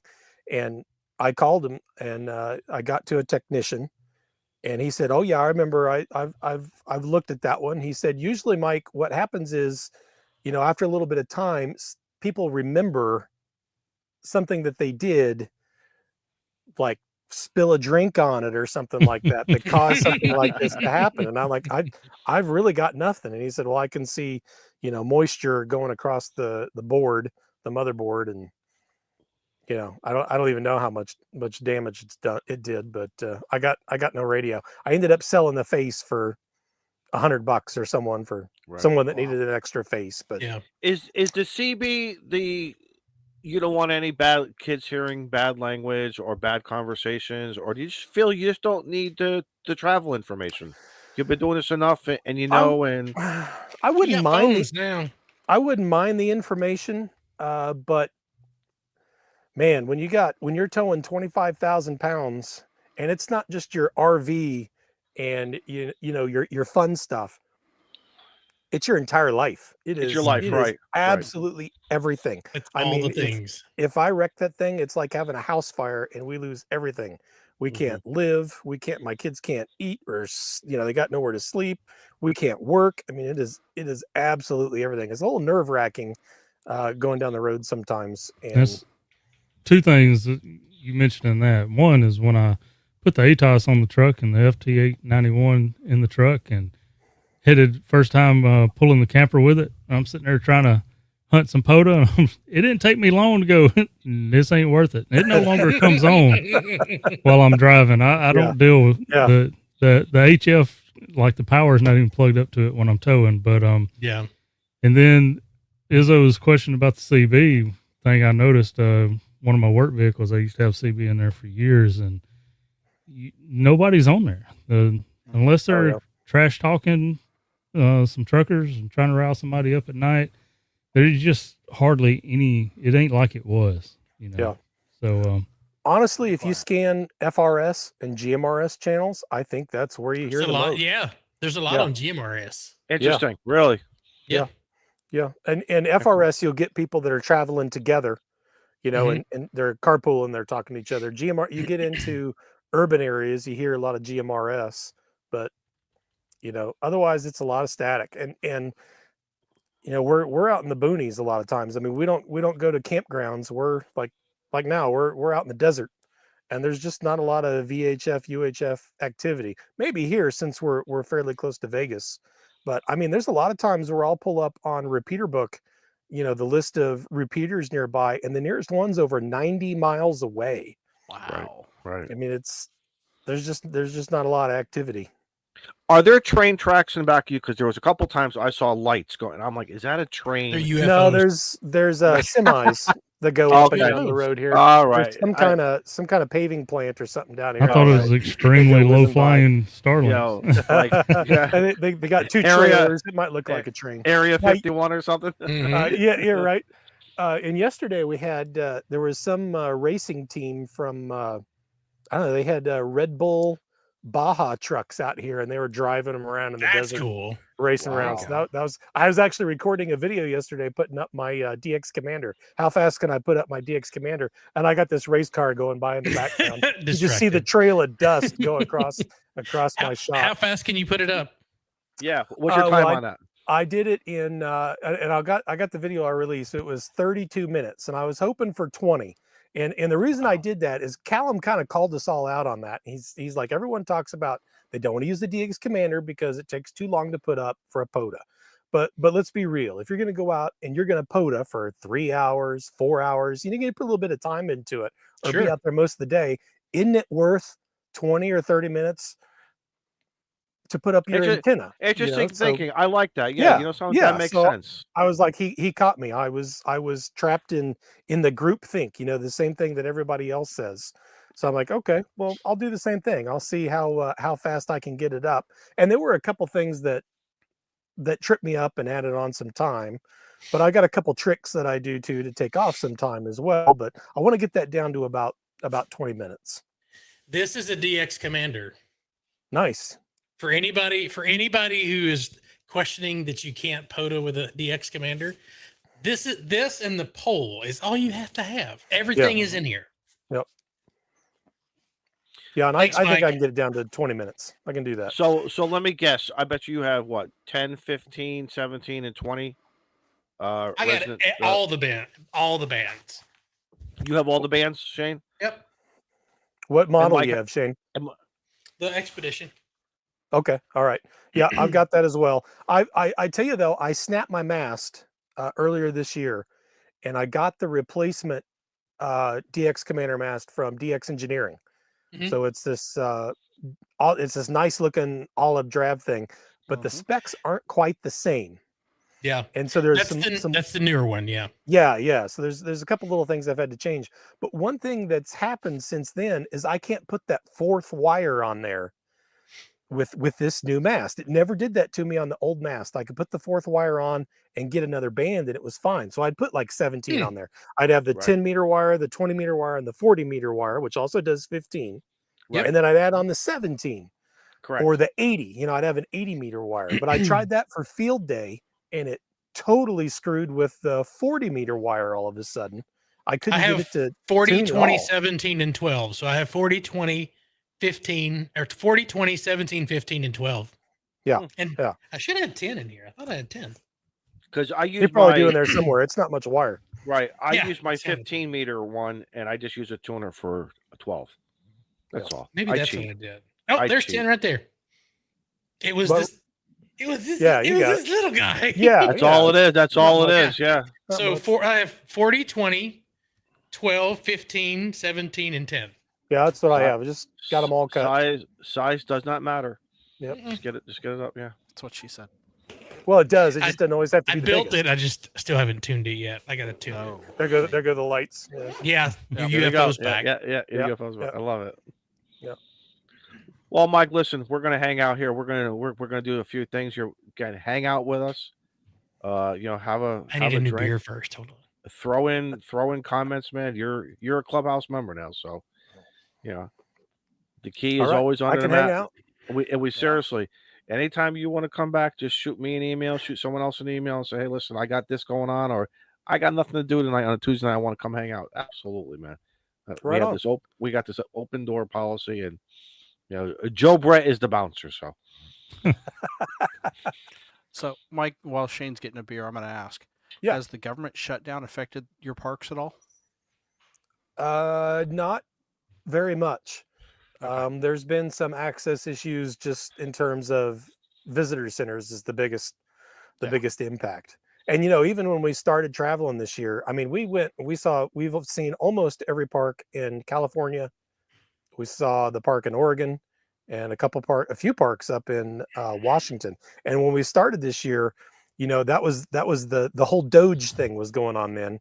Right. And they're talking about how many people are going to be laid off and all these rangers have been fired and all this, and it's going to be hard to get through all the parks. We haven't had any issues. It's a lot of hoopla on the news they're trying to sell, and we just haven't seen it. We just haven't seen it. Why did I ask my brother to get into ham radio? Because he loves you. Yep. No, I was out. I have more time, Randy. I'm not ballooning as much, minus this weekend, because we have, for those of you in the DFW area, this weekend is the Flags of Honor. and you can go to, I believe it's flagsofhonor.org. I'll pull this up. Anyway, it's a big tribute to our military servicemen. And we're going to have some balloons out there to light up the park and everything. It's really cool. So if you're in the DFW Metroplex, look at Flags of Honor. That's this weekend. So Randy, I can't do this weekend, but Veterans Day is next Tuesday, right? Is that the 11th? Yes. The 11th. Yeah. So I was out in San Diego last week, and I was going to go hit the was it the National Monument that's down on Point Loma, and you could not get into the park. They've got it locked and closed off, and the rangers sitting out front turning everybody around because the park's closed due to shutdown. Which park was that? Oh, it's down on Point Loma. Let me pull it up here. But it's a national something, huh? Yeah, it's a national monument. Yeah, I haven't run into any of that, and everybody, all the staff that we've run into they've been fantastic. We haven't had to stop at any of the gates. There hadn't been any line at any of the gates. You can just just go. You can just smoke right through. Well, I don't smoke right through. You still stop because the one time I smoke through, someone will be there. Yeah, exactly. And I got my annual pass, so they're not losing any money with me driving through. Should have figured. Cabrillo National Monument. US 907. And some of those places, like I think of Petrified Forest in Arizona. They got problems with people going in there and hauling out wood, trying to steal wood out of the park. So some of those places, they're actually trying to protect their assets. I could understand that. And they actually have a scale. When you drive out there, you have to stop by the guard shack, and you can tell there's a scale cut in the ground to make sure that, I don't have some petrified log in my bed that I'm trying to get out with. But some of them worry about stuff like that. They've got stuff in there that it's not just land. There's valuable things and places in there they're trying to protect.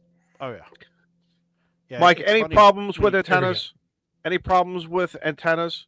Nice. With parks, rangers or someone say, hey, I would prefer you to. I mean, you're not really hanging stuff in trees or right. You're using your vertical, so. I've never had a bad interaction with a ranger. I've had a few just go by and wave. I've had one in Rocky Mountain, just make sure I wasn't going to camp in the parking lot that I was sitting in, because I'm primarily an evening activator, late afternoon evening activator. And the game that the hikers like to play in the parks is they'll go sleep in their car in the park, and they're planning on starting their hike like at 4 and 5 in the morning. And that it is really competitive to get a parking spot at a trailhead in a national park. So they just drive around the park. They'll stop and sleep somewhere until a ranger comes up and tells them you can't sleep there.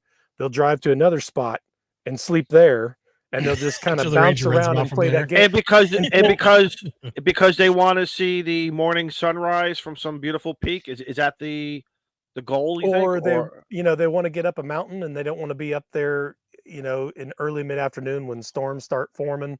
Okay. They want to be coming down by then. There's some time pressure there. They like to get out early in the morning, and they want to get a parking spot in the trailhead to not add on a mile or two of hiking down the road before you get to the trailhead. So, I mean, if you show up at 6 in the morning to some of these trailheads, they're already full. Really? Wow. Yeah. So if you can use a shuttle, do it. Because I ain't playing that game. It's crazy. Well, Shane, you want to do something? Yeah, it's funny you mention that because I just fired everything up. I'm trying to get things situated. All right, so what I'm working on here. So I mentioned, I think it was a couple weeks ago, I mentioned that we were going to try to do koozies, and that El Marie, welcome. El Marie. So we were going to make some koozies and sell them.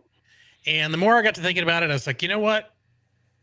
It's just not something that's going to be feasible. I mean, it could be, but I mean, if 1,000 people order them, I don't have time to do 1,000 right now. I've got too many things going on. So what I asked the guys, I said, hey, how about we just give them away? So what I'm doing, there we go. So what we decided to do. Well, wait a minute. You don't want to tell your boss you want to take some time off? Yeah, no kidding. he would look at me and go, do what? Well, just say, hey, listen, I met this guy, Mike, and he said, we were talking, and I can't go any further here. Right? Yeah. Nice try. Yeah. Let's see here. So what I'm going to do, come on. I'm using software that I don't normally use. So what we're going to do, we're going to give these away. And what I thought would be kind of cool is I'm going to burn these live. No pressure. So I've got blank coasters. Or koozies, sorry, not coasters. Make yourself big 'em. Origin slip. Big 'em. Live and customized. Yeah. There you go.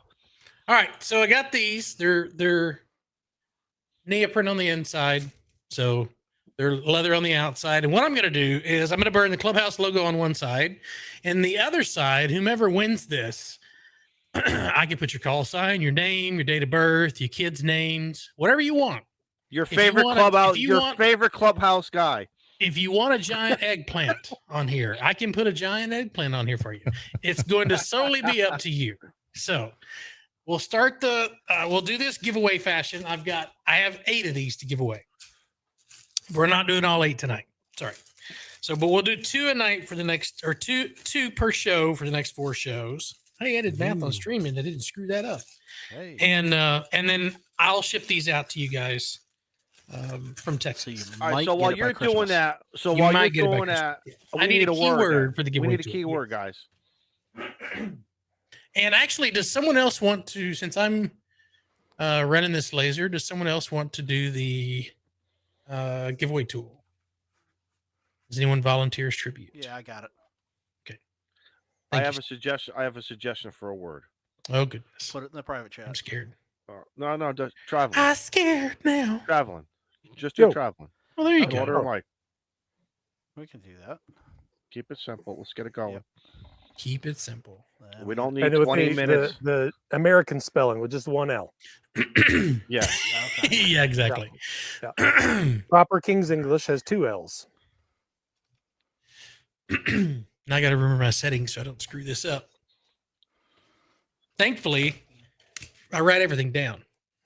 No regrets. So I don't screw this up. Yeah, no regrets. All right. There you go, boys and girls. There it is. You see it on your screen. Nice. Type it in exactly as you see it. No variations. Exactly as you see it. You don't put a pound sign in front of it? Sometimes I do. Sometimes I don't. All right. We grew up from that. All right. Yeah. We graduated. Pound sign. It looks like the cat knows what they're doing. Yeah. Okay. Yeah. They've done this a couple times. Yeah. All right. I'm going to change my camera to the laser so you guys can look at something more interesting than me. So, while you're staring at the computer screen. Yeah. Making sure I don't burn my house down. Grouch, you are correct. Right. What'd Grouch say? Well, suddenly the chat comes to life. Yeah, no kidding. He's not wrong. We're up to 59 entries of 101 watching, so people want the koozies.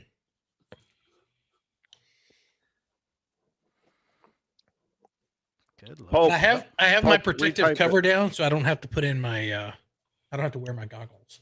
Oh, there you go. My fancy glasses. Suggestion to Pope in the chat: retype it. Do not put that tic-tac-toe board.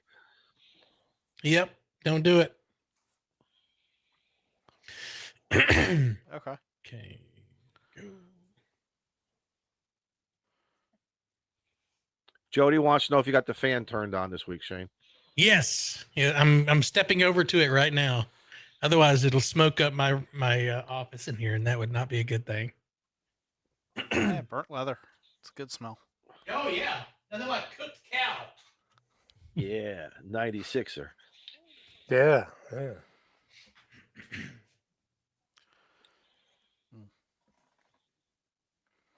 We're at 66 right now.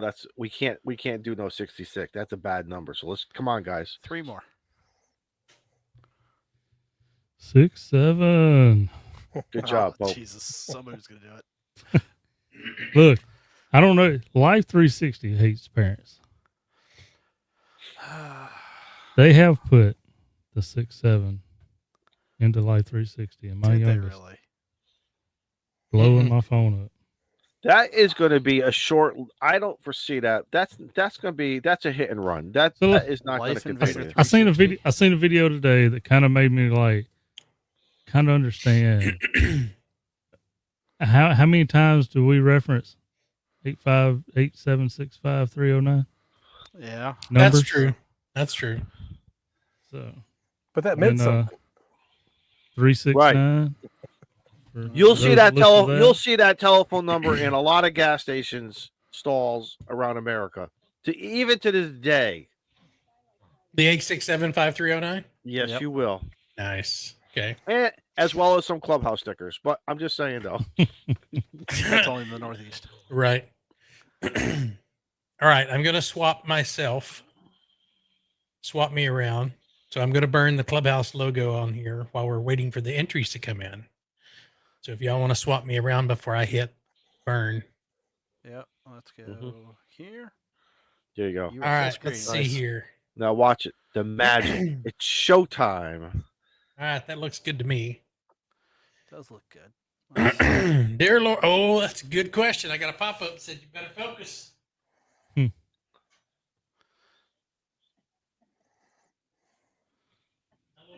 Do you guys remember who was that guy, P.T. Barnum?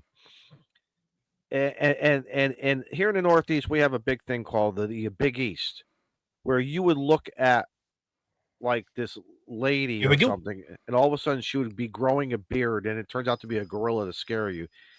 This is like what it is right now. This is like the magic of P.T. Barnum. Oh. I can tell the fan's on. Yeah, you see all the smoke getting pulled out of here. Yep. As a practical joke, he's going to put a dirty image on there or something. That's the other side.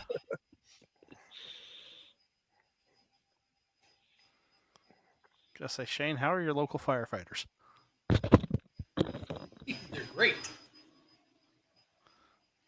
I had to turn the fan up. That's putting off more smoke than I thought it was going to. Ah. Steve, how we doing with we are traveling? Sitting at 6-7. 67. Come on, guys. A few more. Last call. Last call. You've got until this burn finishes. So you have a minute and 15 seconds. Last call, guys. Come on, get them in. Man, Shane, you've got that down to a science. I get a little practice. Thing looks good. Yeah, that's beautiful. It's a shame it only cost you $12,000 for that laser. You did tell Beersnack you put that on our card, right? Yeah. No, It's on our well, PayPal not account. yet. Yeah, not yet. The bill hasn't come in. I'm sure he's seen the bill by now. No, because I keep deleting the email by accident.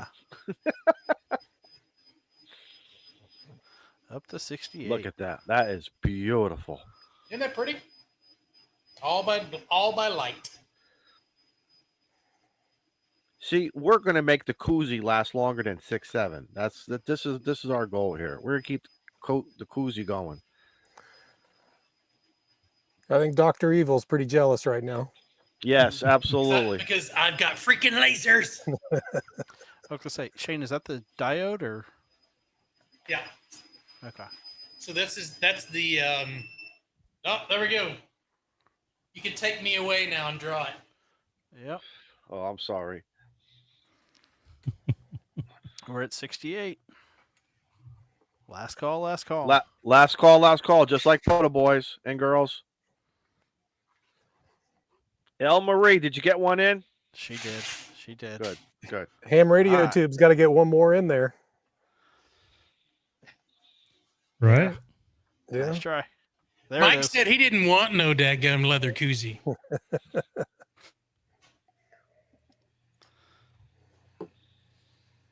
And winner is Arthur. Arthur, hey, longtime supporter.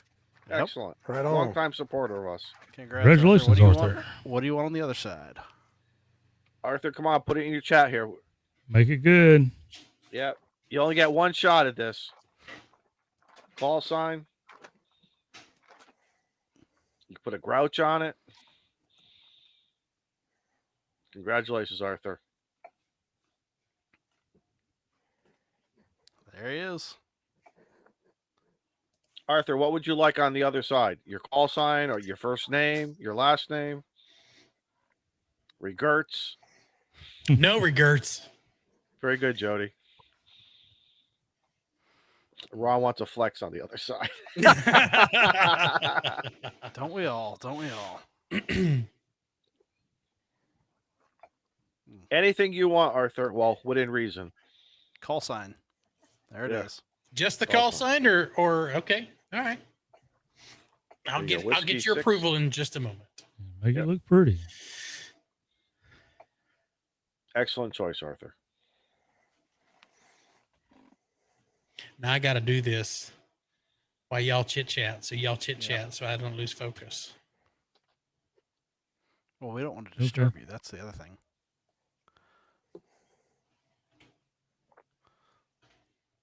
Drop tested by Shane. Exactly. Yeah, I like that. That's good. Not gonna tell you who put that in there, Shane. It's I'll probably let you. Nope. No. I'll give you a hint. And it had- Somebody Scratch. closer to you. Somebody Oh. closer to DNA. That's all I'll say. Oh, that jerk. You'd think family would be nicer to you. Nope. Nope. What's family for? Hmm. All right, I'm looking here. You know what Shane's got to do for his? He Just should call put on the other side. My favorite brother is Shane.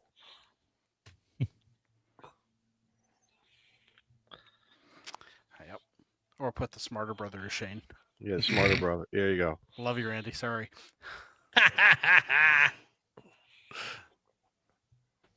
Randy was helping me out though with a test session back on Monday. So Excellent. while I was sitting in the airport.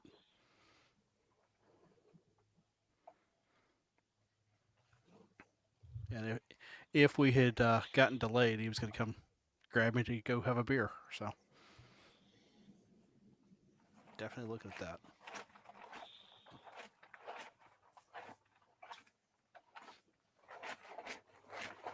How we doing, Shane?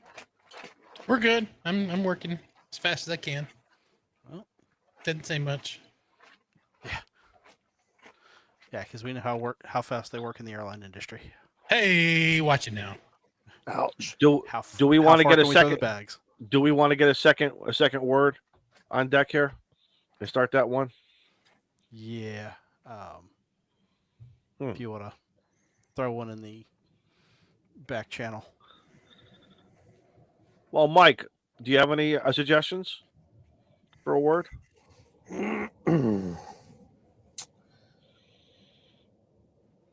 You know, something I'm trying to get going here is the digital mode revival. How about that? All one word, digital mode revival.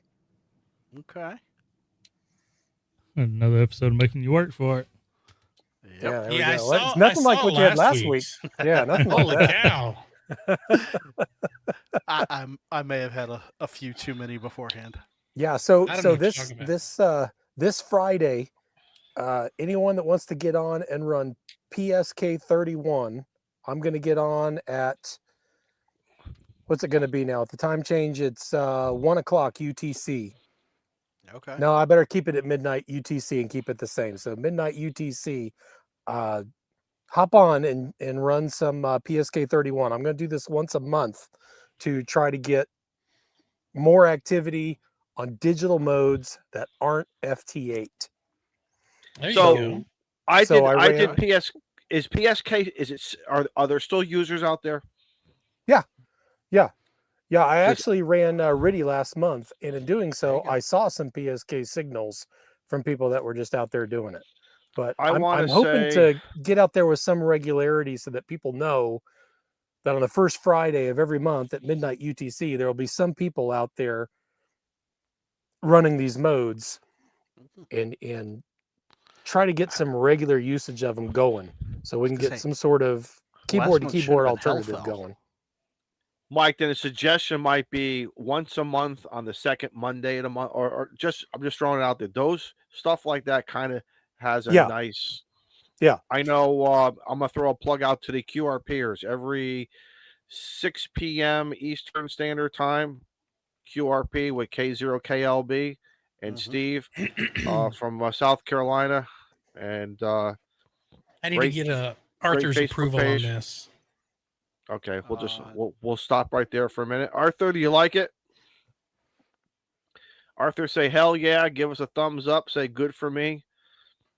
Put something in the chat for us, Arthur. Mike, check the private chat. Make sure that's right, if you would, sir. Oh. Holy crap, Steve. It's not as bad as last Yeah, it looks week. good, Steve. Okay. Good deal. Yes, this is kind of a running thing. I'm going to be doing top, Shane. Monthly. So yeah, Shane, flip it. Anybody that's interested, hop on. Let's get some other modes going. I want to say I did PSK 31 about 20 years ago, 18 years ago. I think it was in the early 2000s, and I had fun. A buddy of mine here locally helped me. He mentored me, and after a couple times, I got it because he reminded me of the old packet days. Yeah.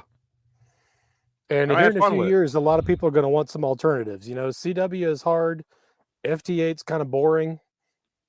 It'd be nice to have another option. Keyboard to keyboard option you might want in your quiver when we get to 2029, 2030 at solar minimum. Right. Yeah. Okay. Solar minimum. Yeah. That's not where my mind went. Sorry. Looking good, Shane. Looking good. All right. Do I have approval? Arthur, give us a thumbs up. Say yes. One more time, Arthur, in the chat, please. Nothing like doing customization live. There you go. He says looks good. Don't hit it. Hit it. All right, excellent here we go. choice. So let me stop sharing that. And if y'all will embiggen me. Done. All right. Oh, look at the pupper. I need to turn. Yeah, I've been laser engraving photos of my dog. Let's see. Device. Let's do preview. All right, that looks good. I don't know if y'all can see that yet. Not yet. There we go. Now you can see it. I see a little bit of an outline there. Yeah.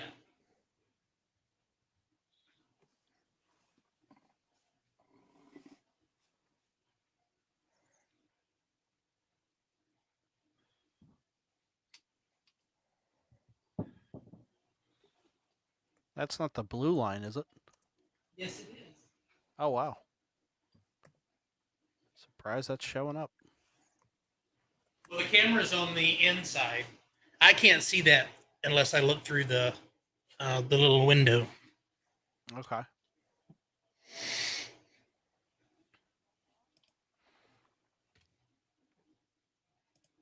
Here we go. The magic of burning. The magic of photons.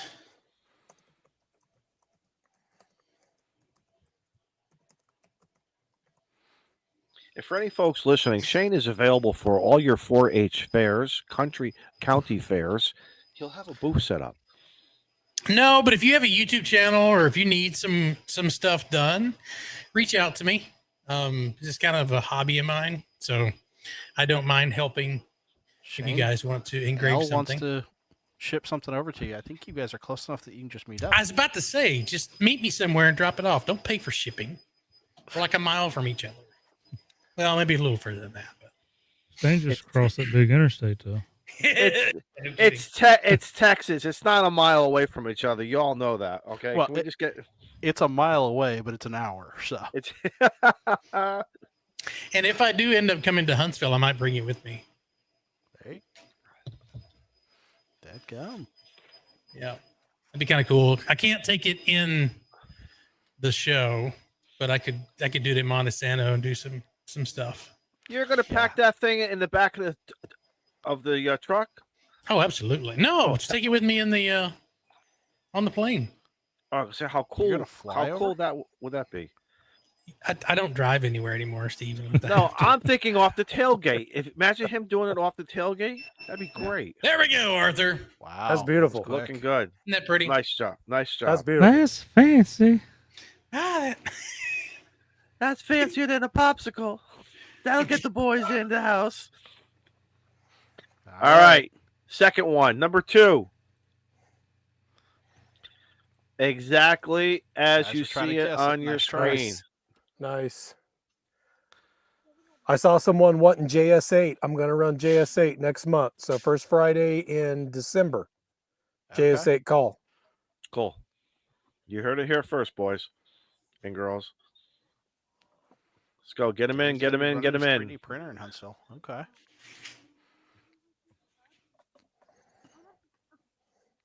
Get them in. Get them in. That's I see everyone rolling them in. Get them in. Get them in. Get them in. Yep. Man, this looks better in person than it does on screen. Good. Arthur, you're going to be. I think you're going to be happy with it. Now this time you do have the pound sign in there, Steve. Yeah. See, you see, Mike, we like to keep everybody on their toes around here. Yeah. Okay. I was Gotta pay you saw what I attention. did last week.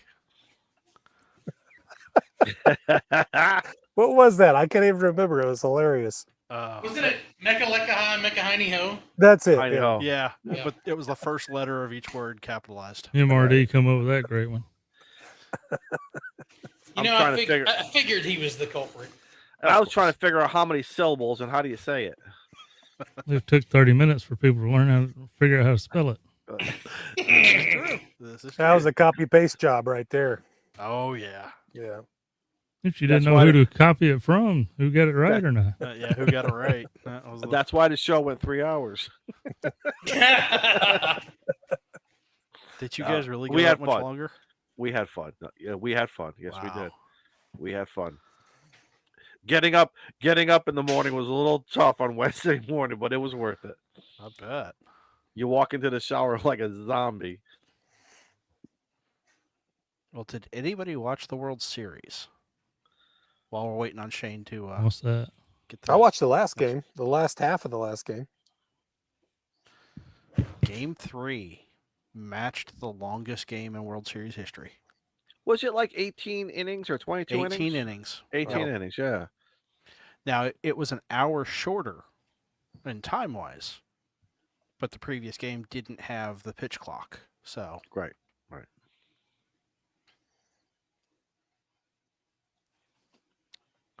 Oh, Jody's asking for VARA AC chat. Yeah, Jody, I've had a lot of people suggest that. I know exactly zero about it, but I'm going to have to learn because a lot of people have brought that one up.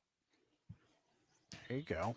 All right, boys, I'm showing 61 on my screen. Keep them going. 61. So the next question is, Arthur, are you good on QRZ? Or if not, shoot me an email, hamradioclubhouse@gmail.com with your shipping information so I can get this out to you. Yeah, I felt bad for the umpire of the World Series.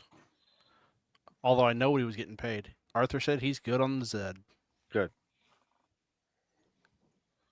All Come on, right. boys. Last call. I'm starting the burn on the Clubhouse logo. I'm Go throwing for you it. full screen for the burn. Yeah. We're sitting at 64. It's still good. Keep it going, boys. Last call.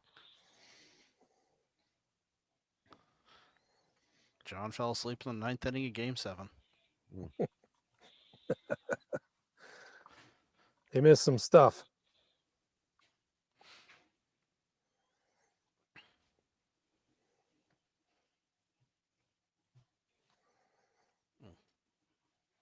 Whose dog is that, Shane? It's mine. That's his. Yeah? He's a half German Shepherd and half Blue Heeler. All right. And 100% jerk. Aren't they all? Yes. But I have a Spoiled rotten photo of him. I have a better engraving of him using a different processing method, which is really cool. All right, so I don't want to screw this up. There's our box. That looks good. David wants you to do a tattoo with the what laser. No, I think he's volunteering for it. So what? No way. Hopefully y'all watch him. Oh, yes. All right. That's one. Okay, here goes the... Ooh, I got to make sure that layer is turned off. All right, there goes the Clubhouse logo. All right, you have 2 minutes to get your entry in. And Elle wants to know if you can engrave on ceramic. I can engrave on just about anything. Okay. Now, how are we engraving into the ceramic, or are we engraving something onto the ceramic? That's the challenge, because my infrared side's only about 2 watts, where my blue side's 20 watts. Okay. Oh yeah, I can do custom coffee mugs. I've got a I have a rotary attachment coming to do coffee mugs, tumblers, all that kind of good stuff. But it won't be here until the end of... I'm hoping it's going to be here by the end of November. Okay. We'll see. All right, a minute and 15 seconds. Do you still have the stake pulled up? I don't. Okay. We want to check in with the guy. Yeah, see where there's he's a at. couple of requests to see. Before we sign off, I will jump back in there. 65 entries.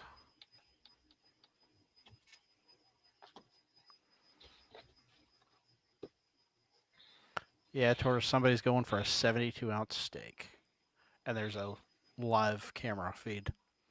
God, that thing stinks. Have we got an update on that? How's that guy doing? That's... If someone wants to go to the Big Texans website, just go to the live camera feed. It's there. All right, 25 seconds.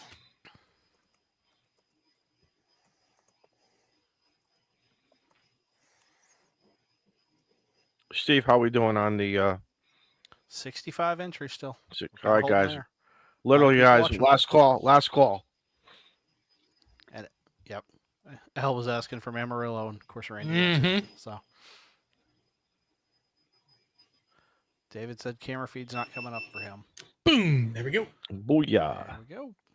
They got a whole table full of people there now. Oh, do they? Yeah. He's down to single digits. Let's see. I was gonna say if Some guy's giving up. He's got his box. I got it. Oh. Fail.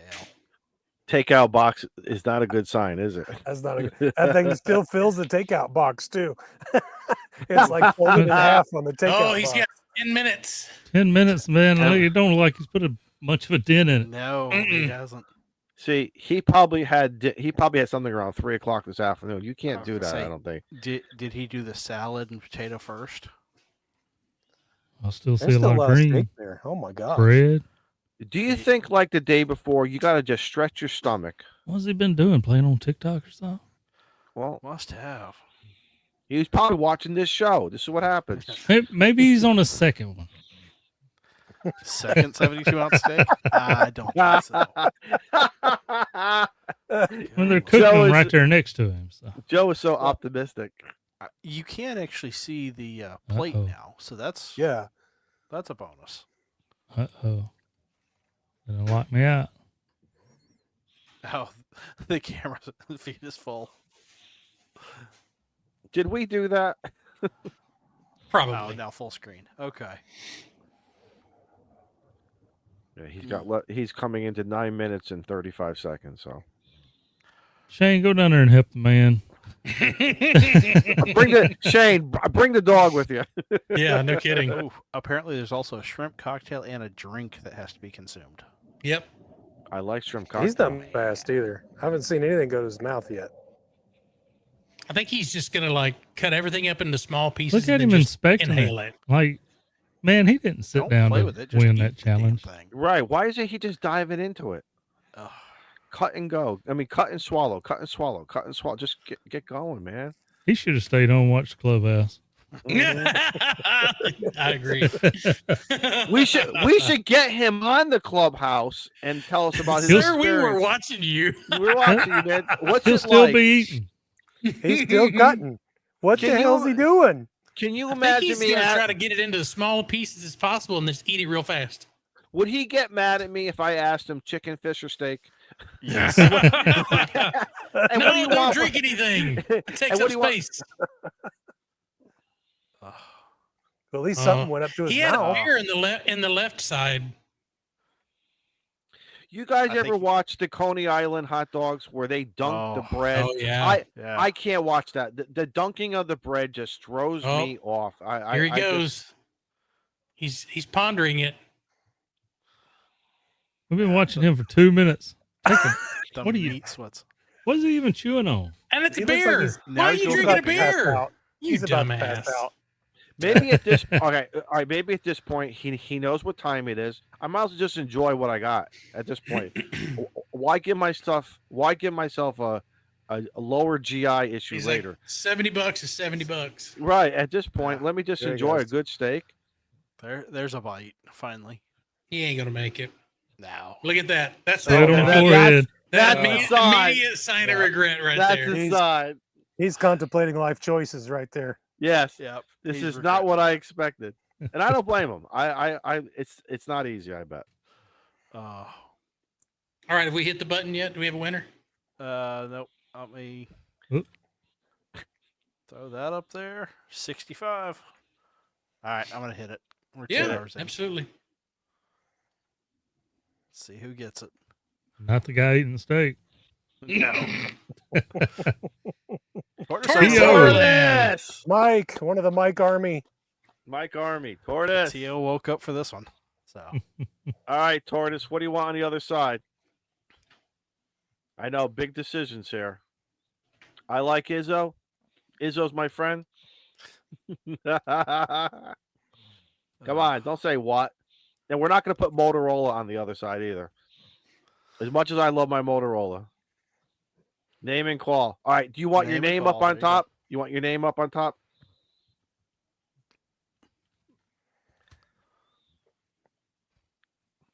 Yeah. See what happens when you wake up? You're right, Plasma. I was gonna say, Shane, do you have his call sign? I thought it was N3MFL, but someone correct me is. if I'm not correct. It is. Yeah. I happen to see it in his logo there. So Yeah. He wants his name on top. and it's Mike Fox Lima, not Foxtrot Mike Lima.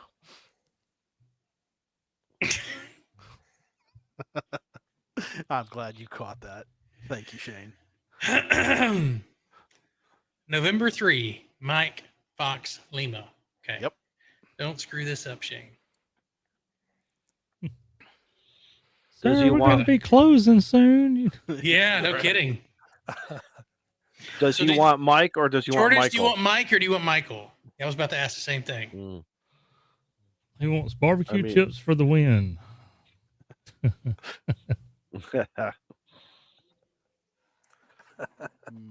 Michael. Michael. There you go. I was gonna say they're not closing with all those steaks on the grill still. Yeah. That looks like charcoal though. Oh my god. The one closest to us looks very rare on top, doesn't it? It I does. mean, it's hard to see. It does. But He hasn't flipped it yet. yeah. I'm not going to tell the grill master what to do. You never do that. You never tell that grill master what to do. You just let him do.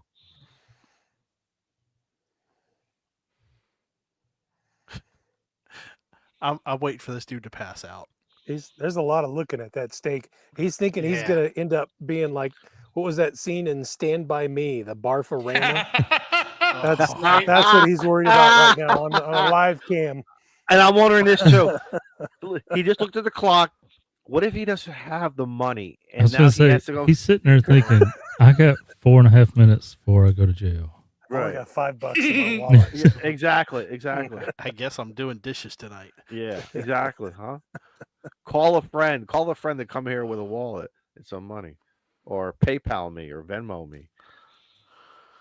Mm.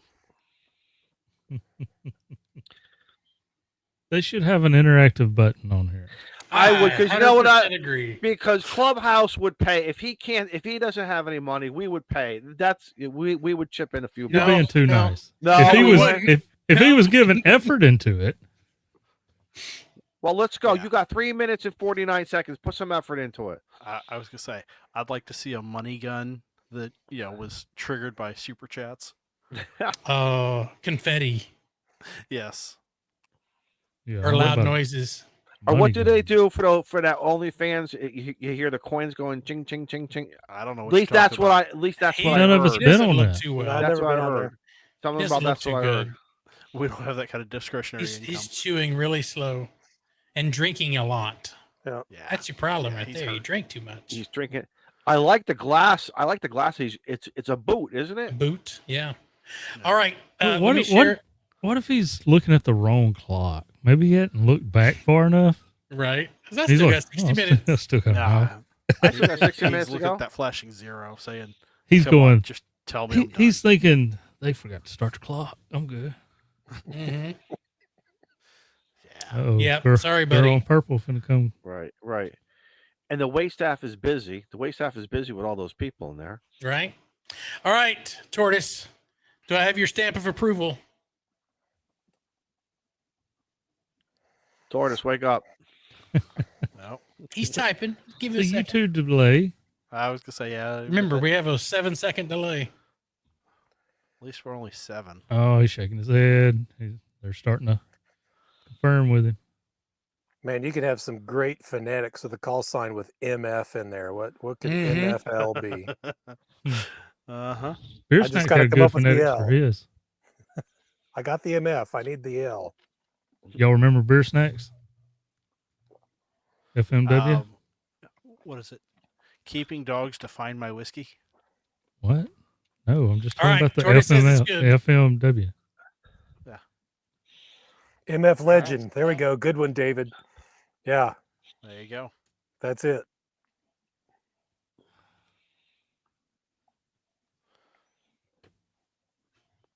Someone let us know when the steak shop gets down to like the last 25 seconds.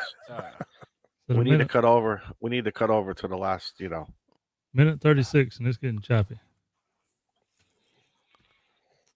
That steak ain't shrinking. Now. And that drink's not going down either, is it? Look over here. She tattling up the bill. Yeah. Sir, this is going to cost you $85. Sir, what credit card? Credit card or cash? I was going to say. I'll hold the burn for a minute and 10 seconds till we see him hand the credit card. I want to This see him poor slide the guy, trash can over and have him Ralph. This poor guy. I want to get him on the show. We gotta get someone. No. Someone get a message over there. Someone called the place. What do they? Do they let you sit there and? I mean, I guess there's no sense of Ponder your life's choices. Right. Do they let you sit there the rest of the night to nibble on it, or? And some prisoner right now on death row is like, "Come on, man." There you go. I don't think he has access to a computer and is watching the live stream. Oh, yeah, they you'd do. be surprised. Someone call the restaurant. Tell him to call the Clubhouse booking agent. I want this guy. I was going to say, and if that's only $72 for the steak, the drink, and everything around it, that's cheap. Yeah, it's not bad. No, it's not bad at all. Does he at least get to keep the glass? That's what he likes the best. Only if he passes. Oh, there it is. Is it a boot? Is that what it is? He's It's a done. red Yeah, boot. it's a boot. The red boot. All right. Now he's gonna get up. Did he throw in the flag? Oh, time He's out out. of time. He hit the timer. Where's this to go box at? He's going for the glass again. He goes for the boot again. You're getting the boot. Now you get that. Now you got to wait and for 4 days for that to digest and make its way out. Exactly. I see the regret on his $72 face. for the meal, embarrassing yourself in public, priceless. Yep.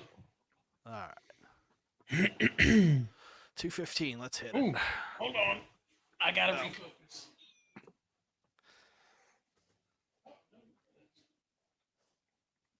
Well, if there's anybody watching right now, get a hold of us if you've ever tried something like that. A challenge like that, yeah. A challenge like that. We're gonna get you on the show here. We're gonna ask you 1,000 questions. We want to hear from you. We want wanna to hear from you. We want to hear from you. It could be ice cream, hot dogs, steak. Let us know. And management will consider putting you on Ham Radio Clubhouse.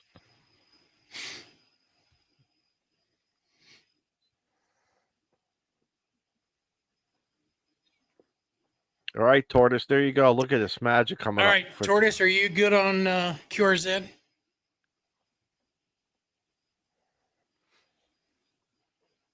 Plasma, how did it go? You said you've done 2 challenges. Are you 2 for 2, 1 for 2, or 0 for 2?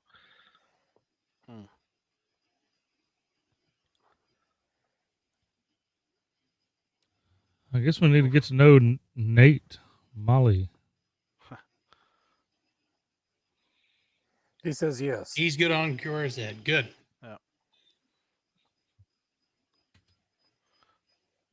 Challenge was being married. First wife for 3 years, second wife 21 and going. There you go. There you go. That's my Tortoise. There you go. Tortoise, is she listening? Did I say that loud enough? MAK 7-3. Oh. MAK 7-3s up to New York State. Oh. Or 72s, or 72s, we should say.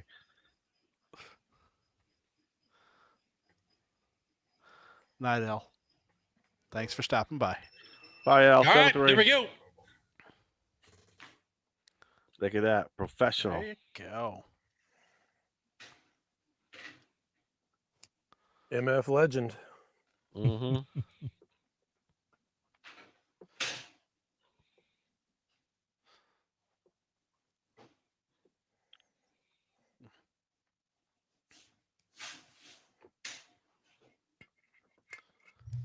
There you go. Gotta do a little cleanup work. 1 second. Yeah, just gotta clean it up. Just spit it. Just spit on it. I get some of that char off of there. Mm-hmm. I'll take it wet or dry. I don't care. For me, it's all about that flavor. You know what I mean? That's priceless. Gotta clean up the cow. Oh goodness. Switch cameras, Shane. Hit the right button. Not the red button, Shane. Not the red button. Never the red button. Oh. That's a cool toy, Shane. That's cool. All right, there we go. Clubhouse logo. Nice. Very nice. Go, call signs. Go. Good stuff. I will get those out tonight. Well, I'll get them bagged up and packaged tonight. It's like a podolog. Eventually, it'll get uploaded. Yeah, exactly. I know how often he uploads his podologs. Immediately. There you go for the holidays, Izzo. It's funny you said that there, Mr. Hannibal. I was thinking of buying some cameos from various celebrities. It's once again I see a new product for Mr. Hannibal there. Yeah, I was going to say, it sounds like something he'd sell on his website. Mr. Quirky, for the podcast listener, says you guys should start selling and greeting cards with Izzo audio clips that play when you open it. James, Right, we can get you that clip. We'll have a G-rated one. We'll have an R-rated one, and then full blown. Keep the kids away. You mean that's not the R-rated one? Well, while Shane's doing that, let's start going around the room here. Mike, any final thoughts here? This Friday, I'm going to be doing that PSK operation at midnight UTC. I'll probably be at a park. I'm not parked in a park right here, but I've got a trail nearby, so I think I'll go out to that National Historic Trail and run PSK 31 on the first Friday, or I'll run a digital mode the first Friday of every month. This month is PSK. Next month will be JS8 call. And, the whole idea is to try to influence other people to get out and do the same thing. You know, this isn't about me and I'm going out and doing this and you getting contacts with me. I'd love to get other people out there activating as well. Here comes some more lights that are going to go by here. But, you know, I'd love for this to kind of. Oh, no. They just took him away. No. They just took him away. Ruh-roh. Yep. You don't think the truck Somebody took tripped on a Starlink. or his ran out of internet- airtime. Yeah, minutes. his internet cable and just kind of took it down the interstate. Andy Cowley, 73. Thank you from across the pond. Thank you. Yep. Uh-oh. Well, Well, Joe, Brett, anything from you? Yeah, the only thing I got is I gotta do some videos and get out of my recliner. I've said that a few times, right? Yeah, you're muted, Shane. yeah. But I've come up with some ideas. I got some couple radios that I got to show, but I've got some swag to give away with it. And it's kind of hard to do that with a recorded show. So I think I'm going to set up a live. I'm going to study the schedules and see. Welcome back, Mike. So I think I'm going to do a live and just kind of go over them and take questions on them and see if we can figure it out, kind of like a Nuggets theme kind of thing, but not Nuggets because it's TO's things, right? That's right. And then use the giveaway tool to give away some swag during the show, and then do some recordings on some of the questions that I get. Maybe do some more in-depth stuff. So in other words, you're cleaning out the shack. No, not really. Not enough to make it. Again. Again, that's what the Mama Noel going to come in and say. Dude, it is so ready for another cleaning. I could make another episode. Oh wow, it's ridiculous. But bring her out there. Yep. Like my scooter is in the back of the truck under the carport now because I needed some more room for junk in here. So it's not junk, it's stuff and treasure. Stuff. That's right. But yep, that's all I got. All right, Mike, are you back with us now? Give us some audio. No audio. No audio. You want to wave? You got to connect your DJI mics. We got plenty of time, man. No rush. Yeah, we'll just do another giveaway. We will.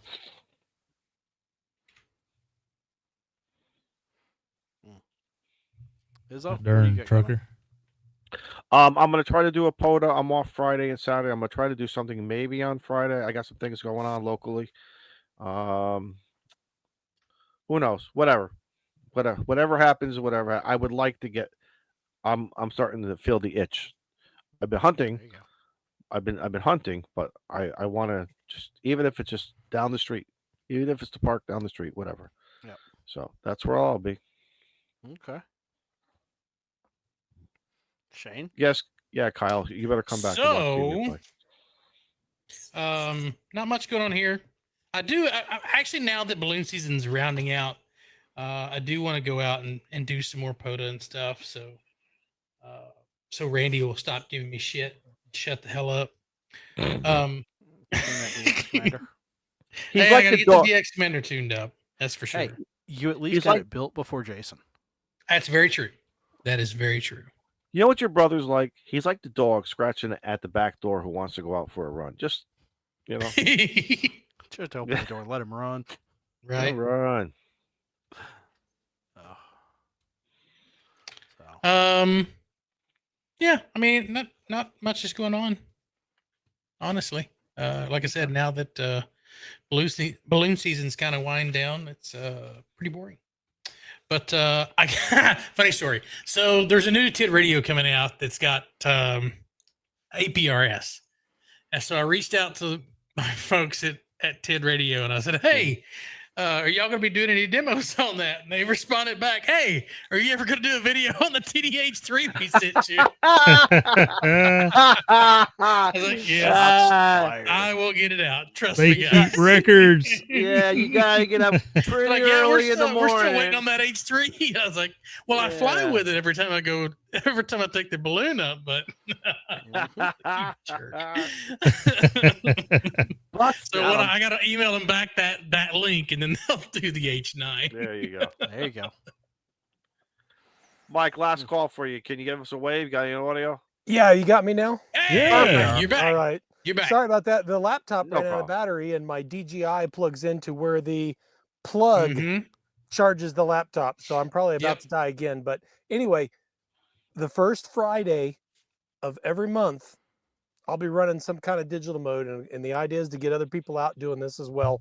Hopefully I Awesome. can get other people out activating as well and generate some steady traffic on non-FT4, non-FT8 modes. So that's something I'm going to be pushing here for a little while. So the first Friday of every month at midnight UTC, which is technically then Saturday. Saturday, yeah. But here in the States, it'll be Friday evening for all our international friends. I'm sure you guys have international pull and have international listeners pull all around the globe. That will be midnight UTC on Saturday. What band? Please come join us. It'll change, but well, what everyone needs to do is go on. What everyone needs to do is put you in their ham alert. They need to subscribe to your channel. Hit that bell for notifications. That's right. Absolutely. That's there right. you go. And leave some comments and hit some likes. YouTube's been throttling me, I'll tell you that. Or at least they've made some sort of change that's really cut back.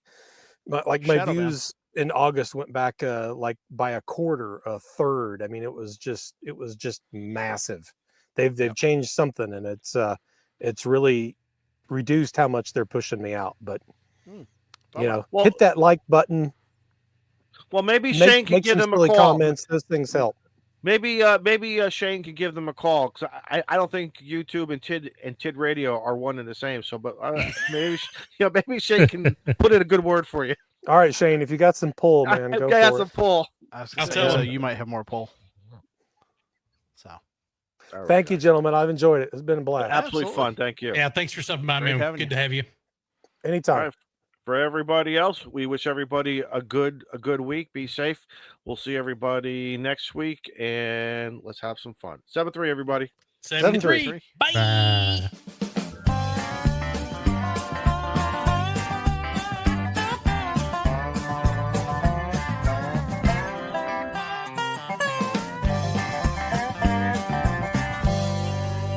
Thank God you guys paid my ransom.